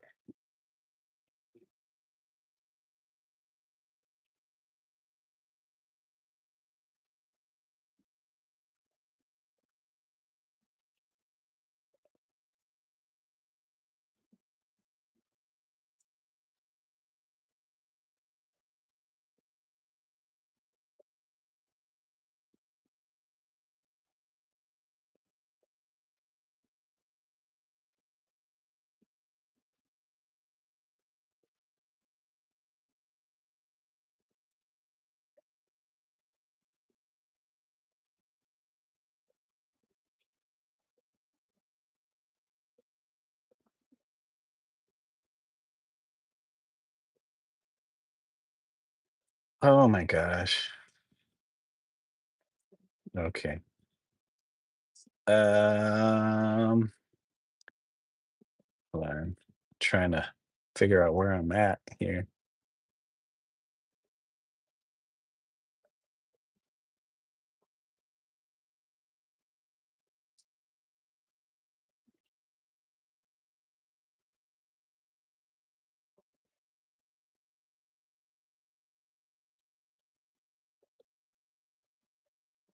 Mm.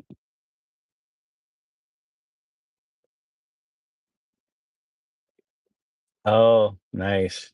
Is it the 3rd photo down? Sweet. That's a nice setup. I like that right in the corner with all the natural light coming in. Does that, uh does that affect your screens and stuff? Like, if the sun does it, like, create too much glare or anything? Or you got, polarizing scr stuff on your screen? I don't know what they call that stuff you can put on your screen. They're all matte screens? Okay. So it alleviates the glare? Yeah, well, that's sweet.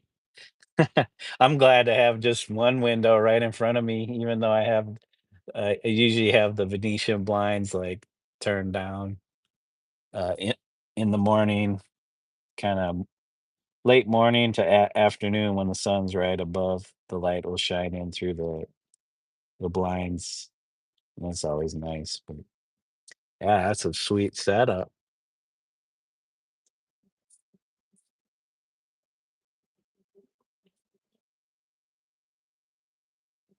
He said, "Yeah, that's the back of my spot." Okay. The backyard. It's always nice to be able to see some kind of green.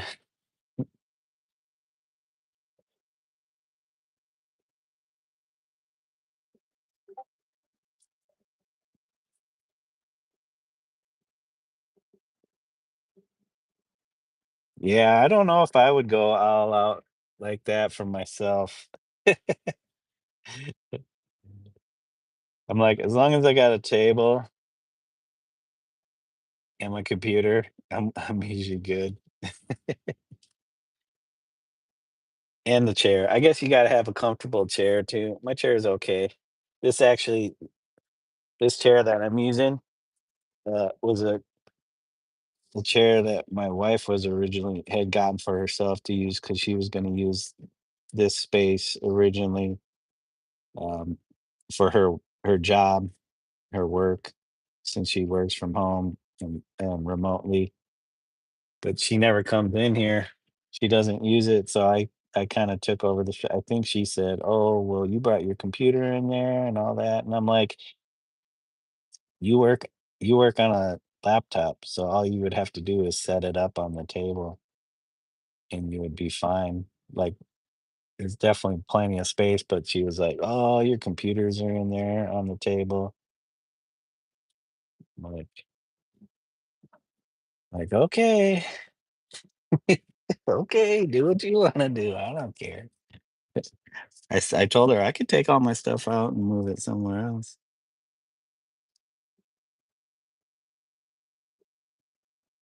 She was like, "No, don't do that." I'm like, "Okay." 'Cause I already commandeered the living room for my paint space.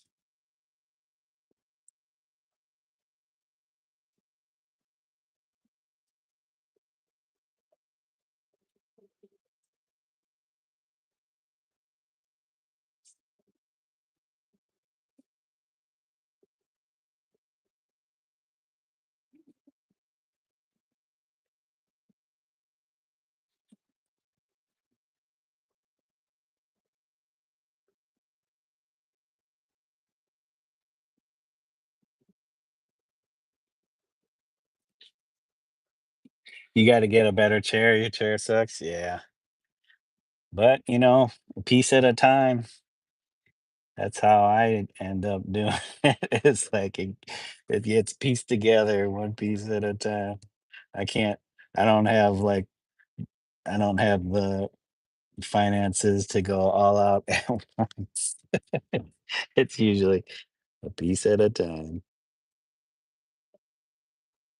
Ultimately, I would like to have my own actual studio space, whether it would be a separate room, which this is already, but not something that's taking up space in my house.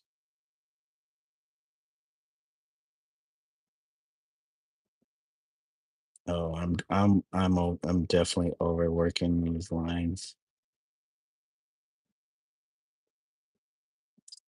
I just can't let these lines go.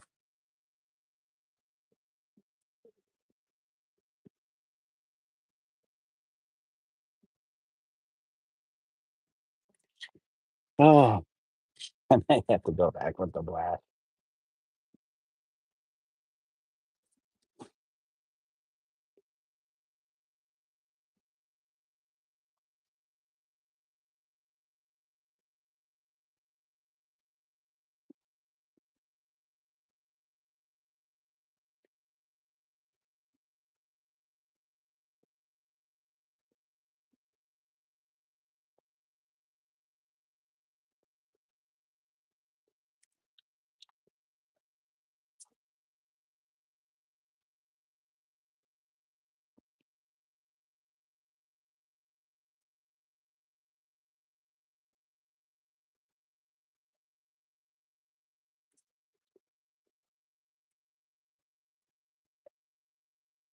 Yeah, we added that. Yeah, we had that added onto the house. That's nice. Be able to extend off the existing home. It's the type of stuff my dad does. He'll do little stuff like that, but he's done full on builds from scratch. His last his one of his last projects was like a multi-million-dollar home, and he was kind of waiting. They had it already built, but they were kind of sitting on their hands to pay him his what they owed him for the work that he did. And I guess they were like, "Well, we'll be able to pay you once the home sells." And it's like, it's just, you know, I don't know how quickly multi-million-dollar homes sell, but I can only imagine they sit on the market for a while until somebody's like, "Oh yeah, I would like that." Because there are definitely a lot more multimillionaires nowadays than there were, you know, 10, 20, 30 years ago, at least where my dad's at.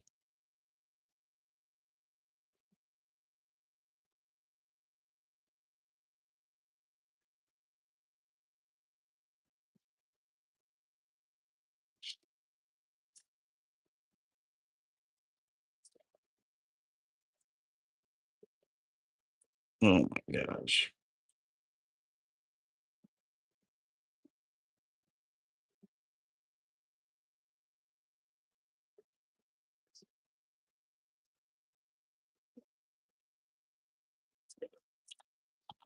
Last year was just a concrete slab.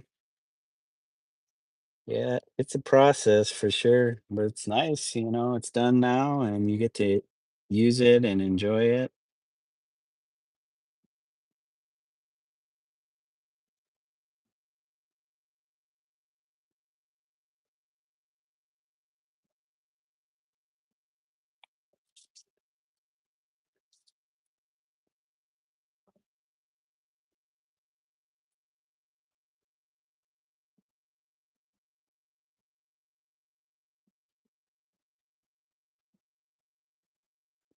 Oh my god, I'm just destroying this. Oh, I wish I were more the artist that didn't need to be so exact. That is what I'm working on is see, and then I make these mistakes that I have to go back and fix, or at least tell myself I have to go back and fix.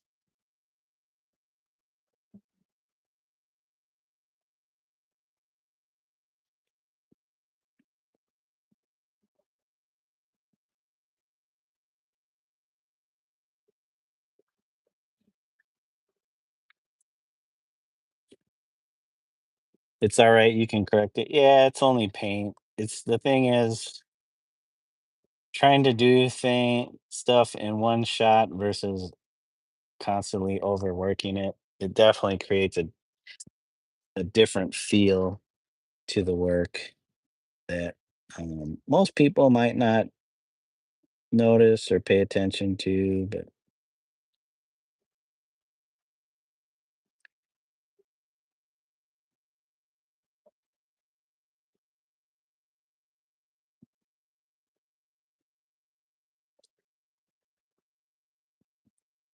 just need to remember to breathe, take my time,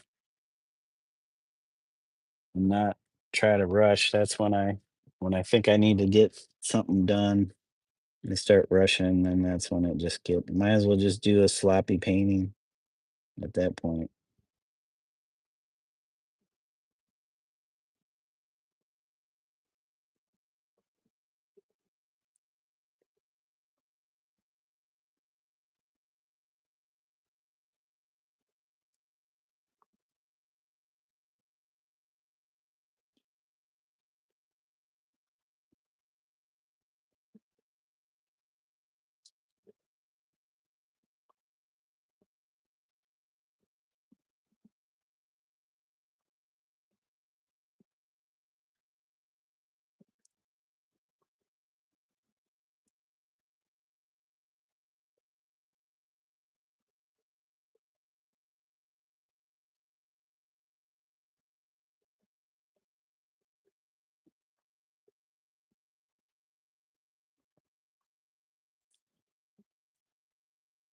Oh.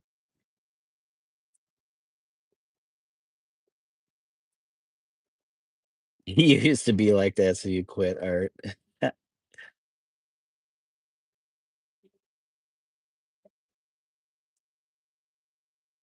That's what keeps me an artist, or keeps me doing art. It's my undiagnosed OCD.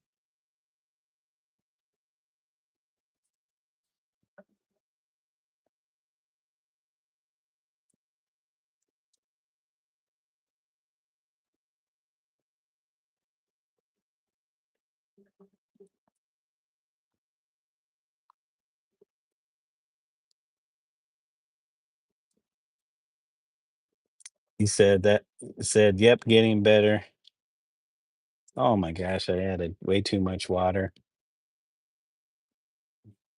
See, it looks so much different, di much more different when I look at it through the screen, the camera screen versus in real life, and I'm like, because the screen will flatten things, but then I enjoy I enjoy seeing the work in person, but then I start uh, that part of my brain that wants to pick it to pieces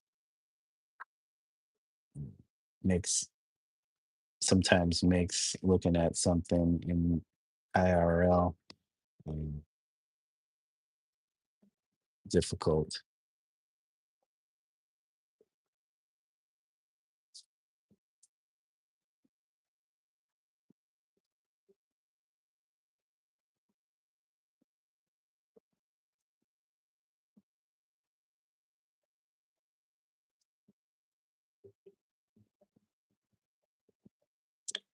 Yeah, sometimes detail definitely makes things look a little better, but it doesn't always mean it feels better, if that makes any sense.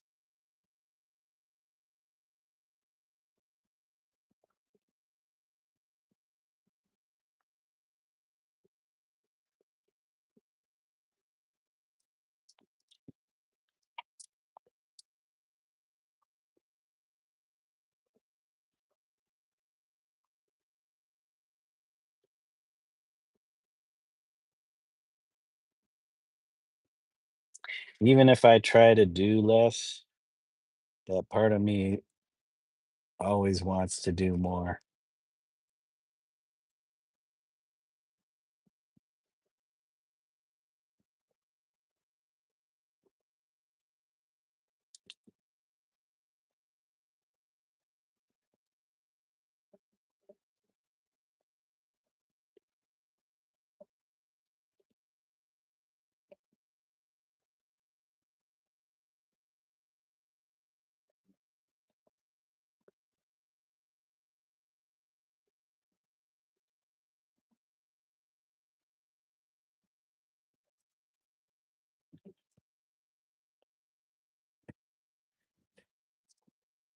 You said I like the graffiti when you could see a little bit of the brick through the lettering. Yeah, I should have made it more, and that's the thing is like I made a certain decision or choice of how I wanted to do it, and and then that decision kind of took away from uh, a more naturalistic looking, like something you would see out in the field. I mean, I could see if it's old and distressed, like it's been around and got weathered, and then you can see through it. And I was like, "Oh, I could have made it that way without." Now I'm worrying about like, "Oh, okay, this is like a fresh piece. Like I went out that day and did it."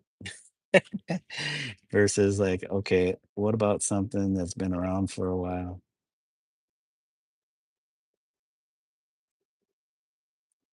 So, I mean, I could still do stuff to make it look distressed.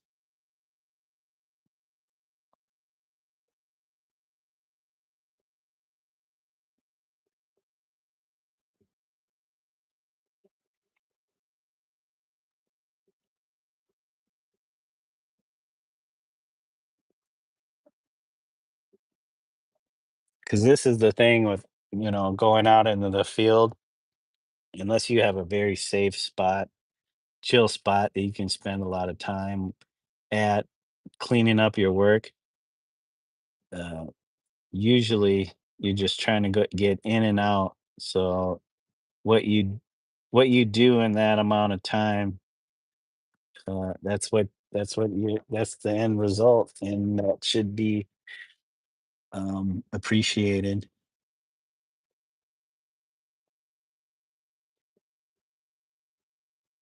But I am not approaching this piece in that way.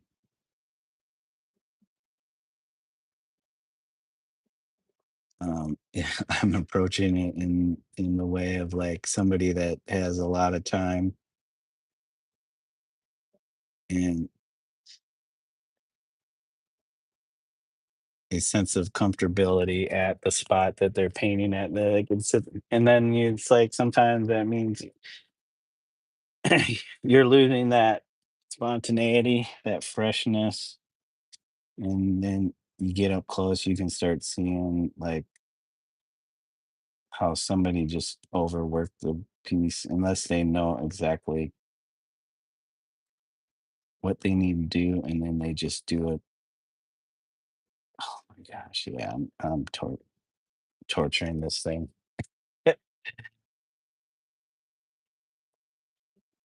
You know, hit the line, do the line, and that's it. Leave it. Don't try to like do more to a line.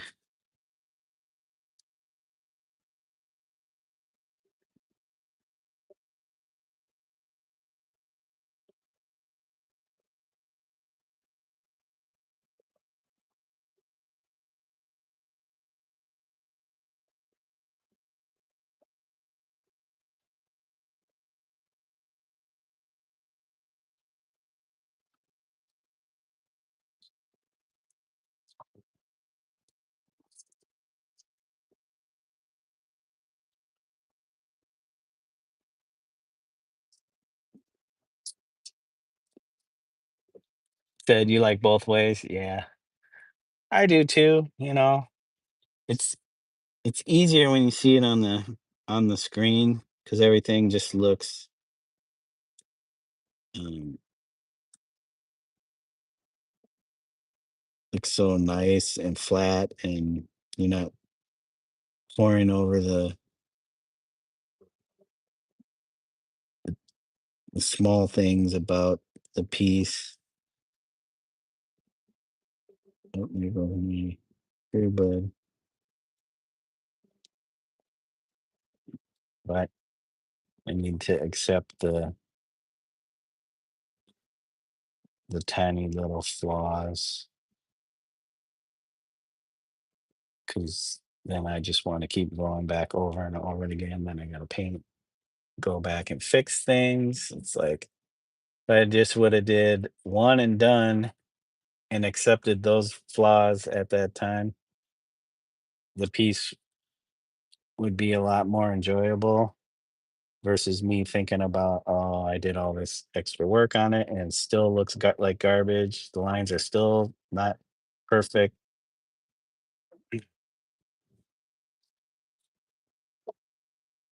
Plus, I'd probably get a lot more done if I didn't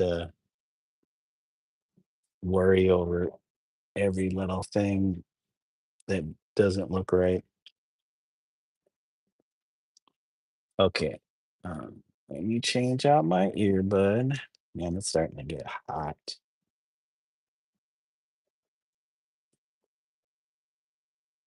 Might run to the bathroom. Hey, Rumpelstiltskins. Thank you. Za Rumpelstiltskins. I always just shorten it. Thank you for joining us. I appreciate you hanging and being here. And yeah, have a good evening and get some sleep. If it's late, yeah, if you're in India, it's definitely gonna be what, past midnight or midnight.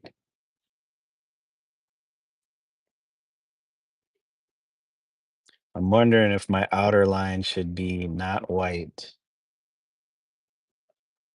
but in my original piece I did and have the photo of inline and outer line are both white.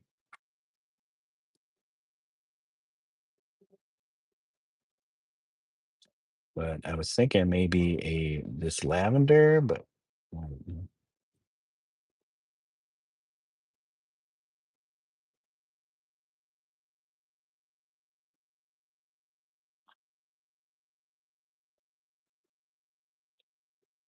wait a second, hold on. Yeah, there needs to be a little teeny bit of white right here.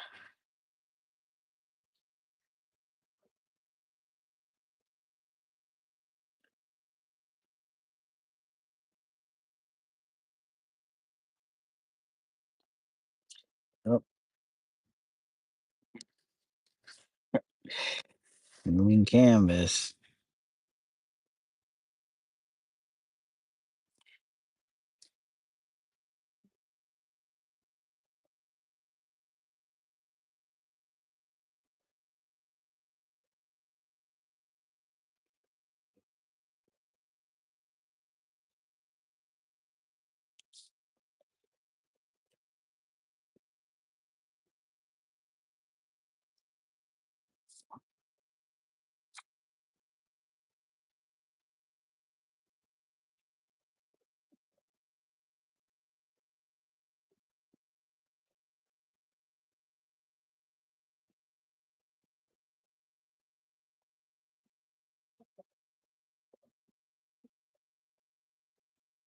Oh, well, good thing we got black. Good thing we got black to go right over that. I didn't mean it to flick that much.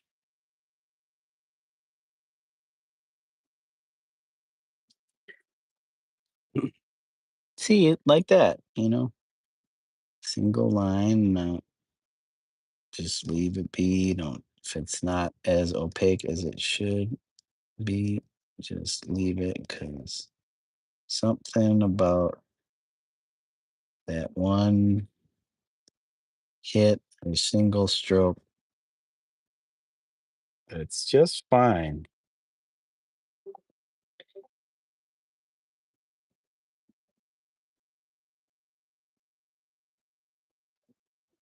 Because yeah, these first letters, you can definitely see how overworked that line is.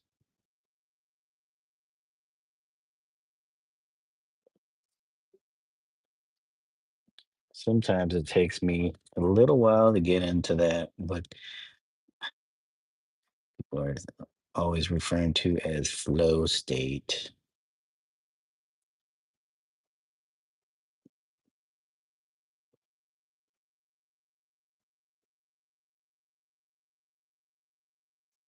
I would just say where the mind and the body are working in unison.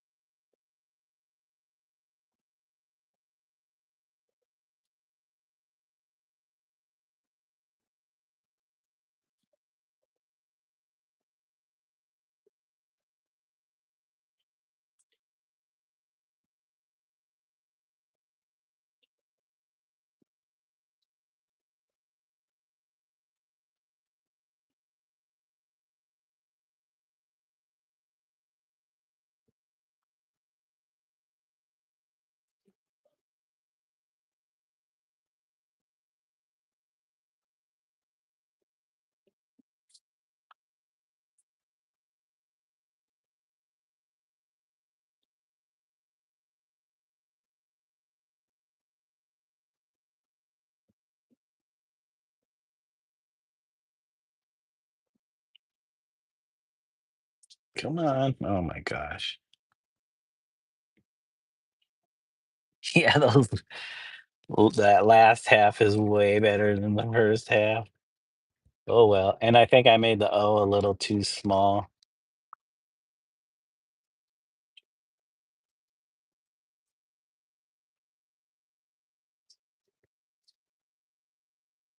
The O is definitely a little too small, but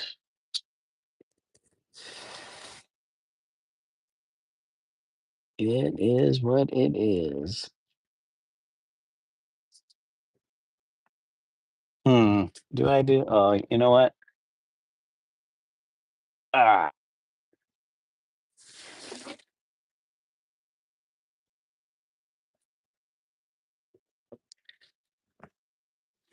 I can do a splash around it.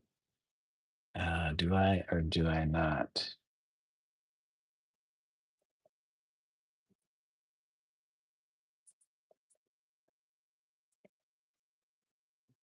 Actually, let me go back with the black here before I try to do anything else. There's a few lines I want to just touch up.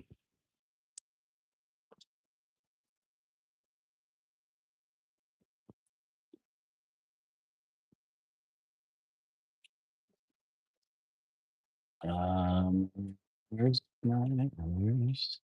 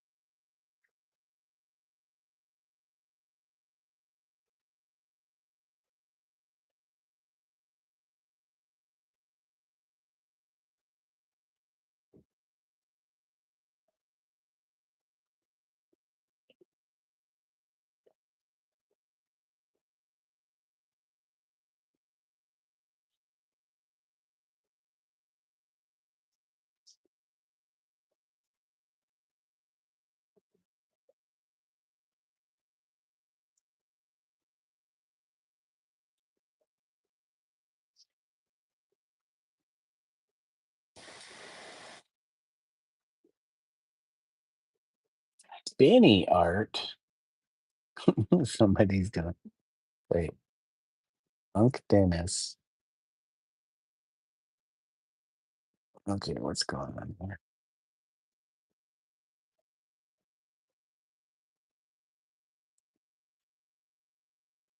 Okay, I can only handle so much of Yaz's screen before I feel like it's too much. Especially with the music. Sorry, Yaz. Nothing against you.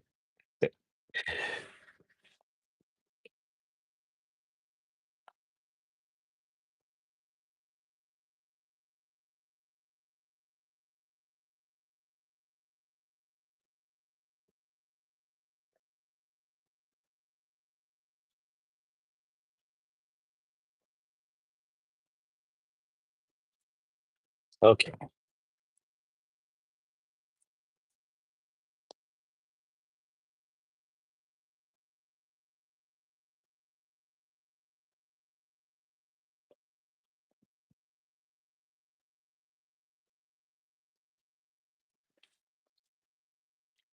Trying to remember and do the same thing with the black.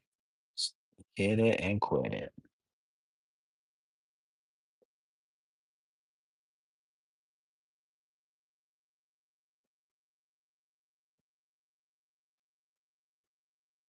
Oh, now it's like just way too thin.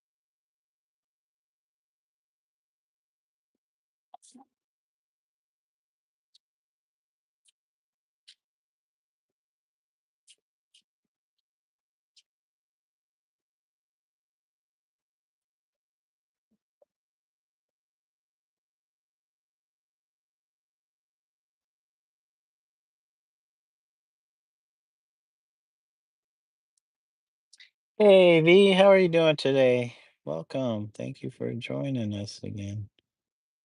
Hope your day is going well. I almost forgot about this bit needing to get cleaned up.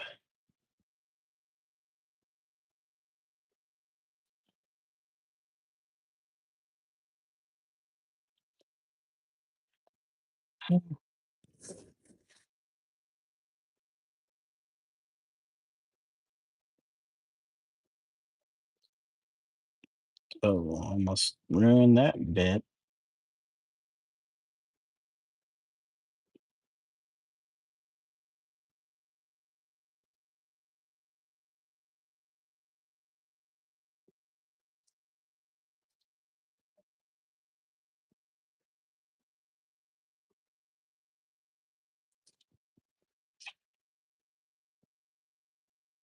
You know what? I might do the white outline and then in the black, I can use that purple.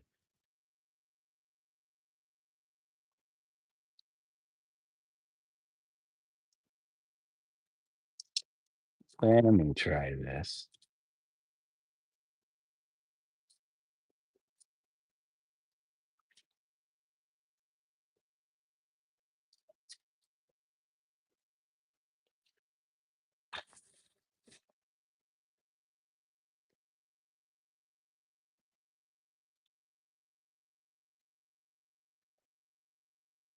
Thank you for the emotes, V.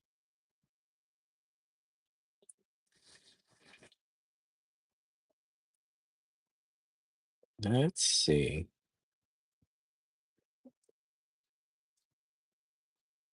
Oh boy, I missed it. Mateo, 11, pushing that streamboo.com. I have no idea what that is, but we're going to delete that. Bye bye. Whoops. Hold on. Yep. Not following.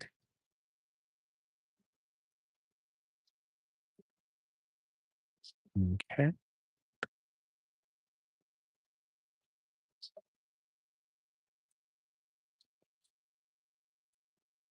Okay. All right. And then I was going to refresh this.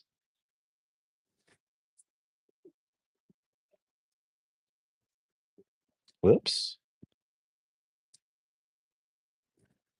Hey, thank you guys for another sub. Appreciate it. And 19 likes. Whoa, you guys are insane.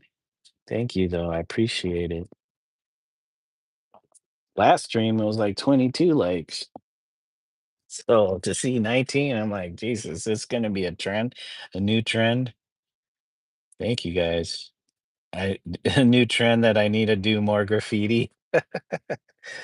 I need to do more paintings with graffiti in it. All right, I was doing the outer line, outer line.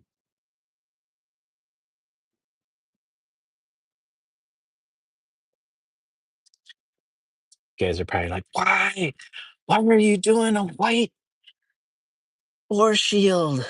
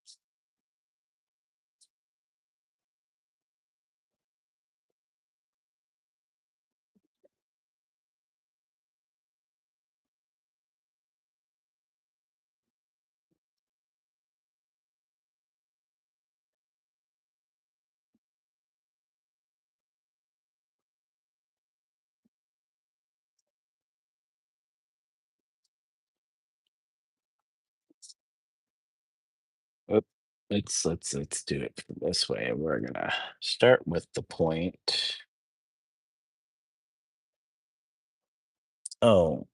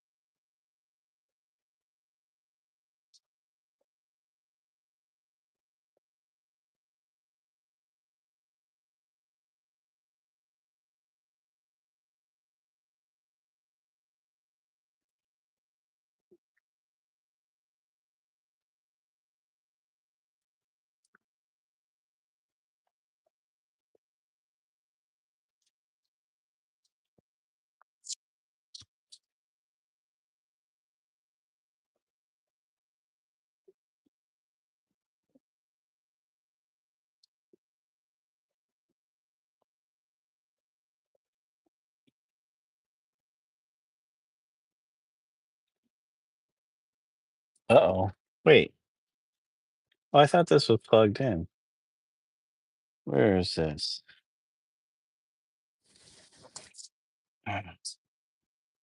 It's my phone here. Hold on, guys. For you guys, Twitch will get mad. Twitch will get mad if that phone dies, huh? Okay. Cord, cord, cord. Hold on. There we go.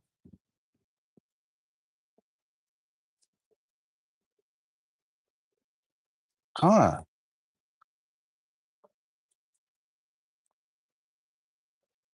Hold on, guys. Okay. There we go.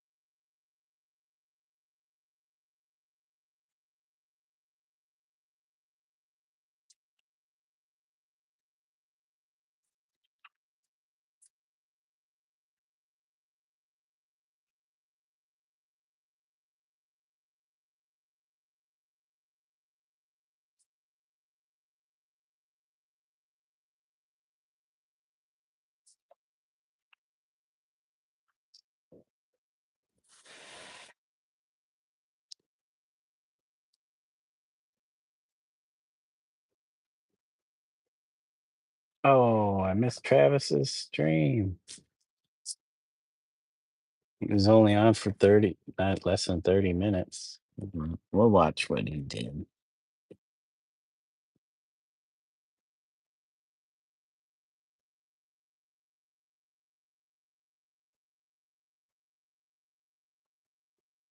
It's funny because he was listening to me on my live stream on his. Hey, Kate, welcome. It's always weird hearing myself in somebody else's stream like that. It's funny. Even though I do that too sometimes. It's been a while. Kate, how are you doing? Welcome. Thank you, bud.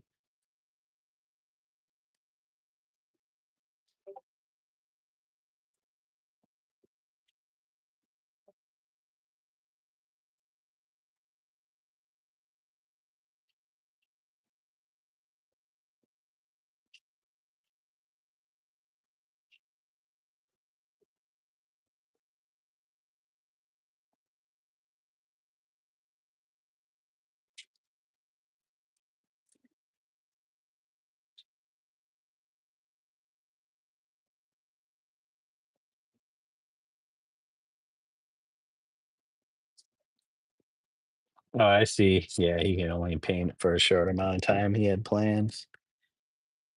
Well,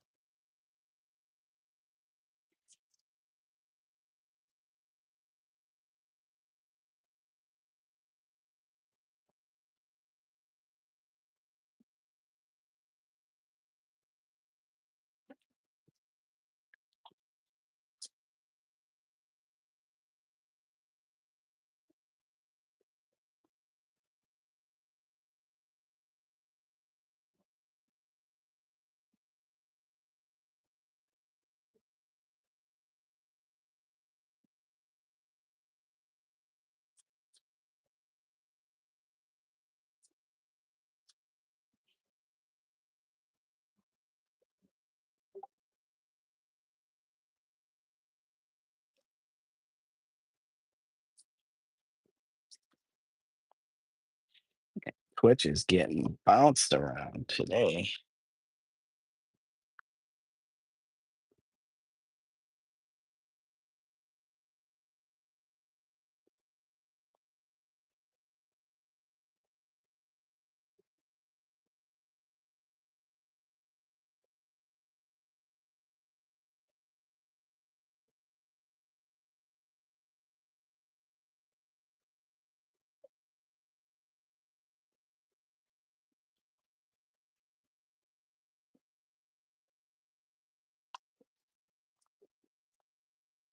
Yeah, not bad.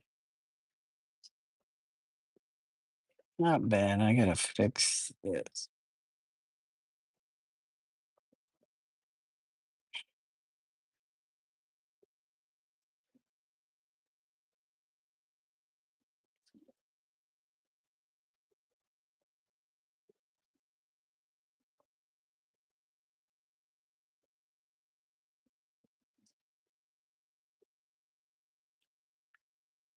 Hmm. Now it just I need to distress it because it looks like it's not even on the wall anymore. uh, it looks way too clean. It doesn't even look like it's on the wall.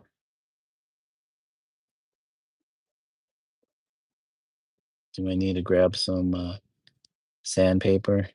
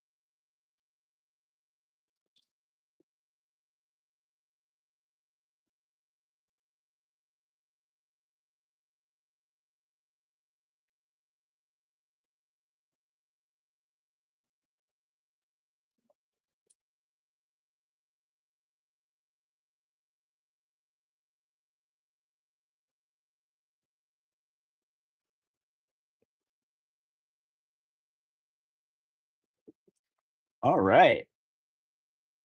Okay, I'm gonna use that purple though. We'll see if it works, but mm,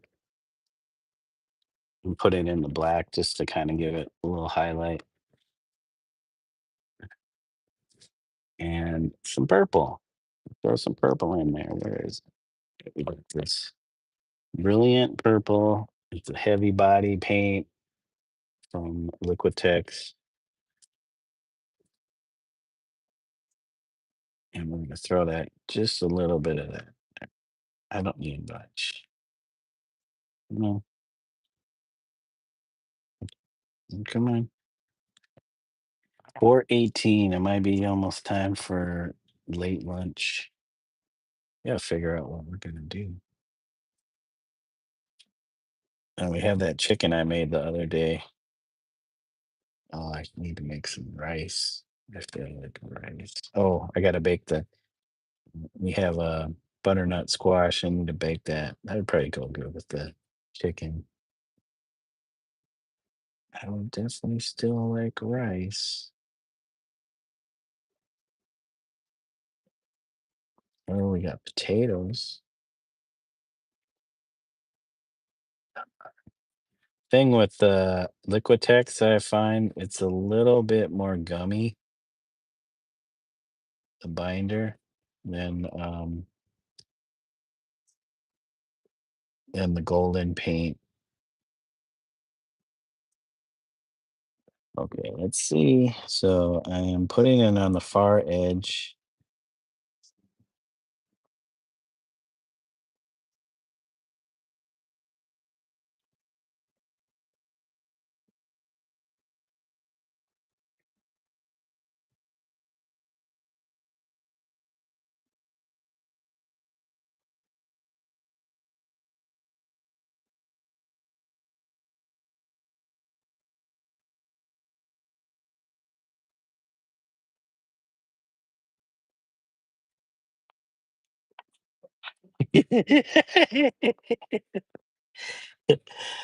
uh,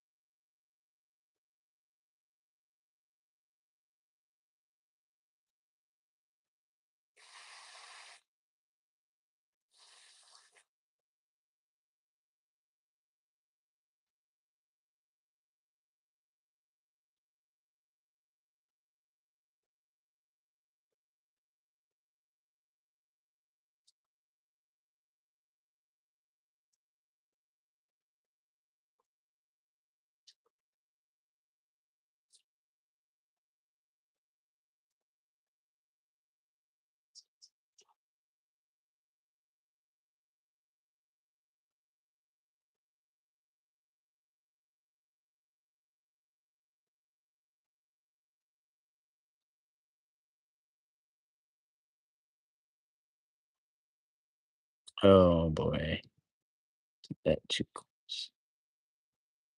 My wife is just texting me.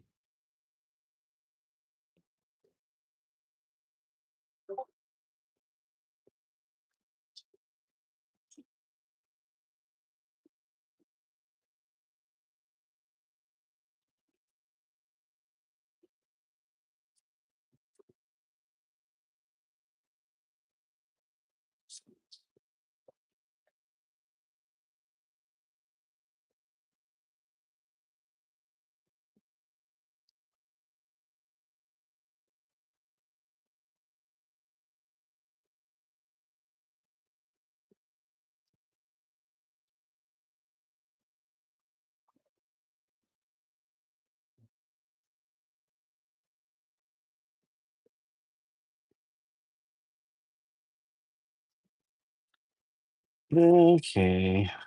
Oh.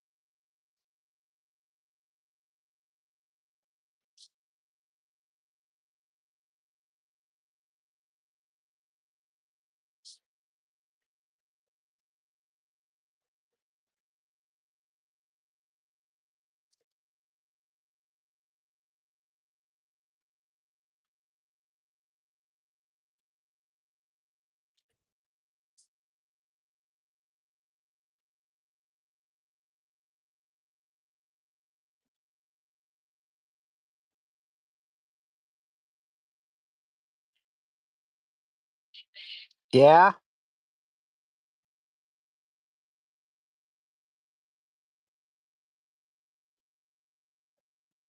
Hold on a second, guys.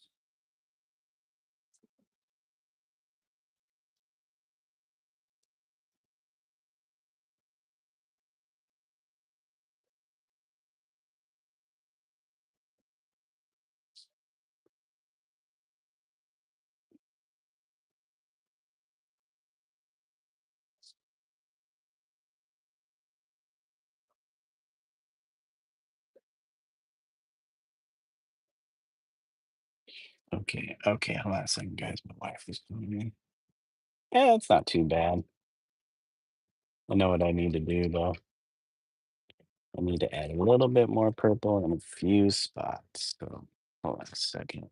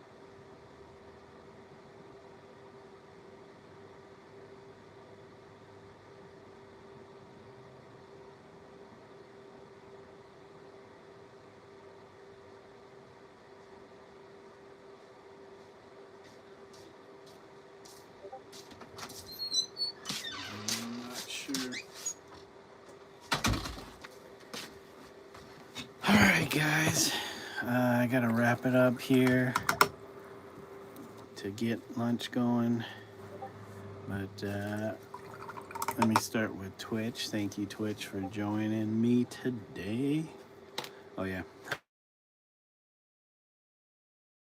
I was signing off, guys, so I'm just going to say bye to Twitch right now. There we go, Twitch. Not too bad, but now it looks too clean, and so I got to make it look a little distressed. And yeah, I could put a background on it, but there's already very little brick look, so we're just going to do that. I think I need to do a little bit of touch up in this corner for yellow, um, where I thought the point of his finger here was going to reach, but nope. But I could put a cast shadow. Actually, I could put a shadow on there, little faint cast shadow, or just put the whole entire thing in shadow. We'll see. Anyways, thank you, Twitch, for joining me today. Have a good one. Peace out. And thanks for joining me, guys. Let me stop Twitch. Nobody's really watching me on Twitch right now. You get 0 views on there. I forgot to put my music on. Forgot to put the music on the old Twitch. The old Twitch. Okay, guys. And now YouTube, thank you. Uh-oh, I think I had stalled out here. Yeah, let's go. Do this. Turn this off. I gotta run to the store, guys. So get this brush clean as best we can. Throw that in there. Turn this space heater off. Yeah, let's just run through the list. This is what we got. Not too bad. Yeah, we get a little hyper focused on some of the early lines, but we got it. Not too bad. Might have to go back in with some black, finish off with the black again. But thank you guys for joining me today. We got 21 likes. That was up there with the last stream. So not too bad. Yep, gotta make it look distressed. It looks too clean on that wall and too bright for what it would be in the dark. So we'll take care of that. But we got the piece in there. Not too bad. Says my name, Omizu. My my Brighton name. But yeah, thanks guys for joining me today. I hope you all have a good evening or day. And let me shout everybody out that was in today. Thank you, Melody Provenzano. Thank you, preschool illustrations. Is it 3 illustrations? I always get that confused if that's supposed to be an E or a 3. Uh, thank you, Trav at Trap House 1981. Thank you, Wild Wolf Art. And thank you, Piano Person. Thank you, Oscar. Thank you, Full of Rain.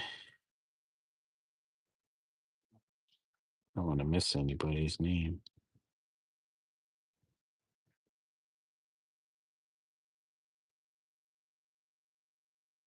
Thank you, LDK 56655. I don't know why they throw numbers in there like that. Thank you, 505 Vibe. Thank you, Kira. Thank you, Sabrina Suburban Garden. And thank you, Rumpelstiltskin. our friend from India. Sorry, I said Germany earlier.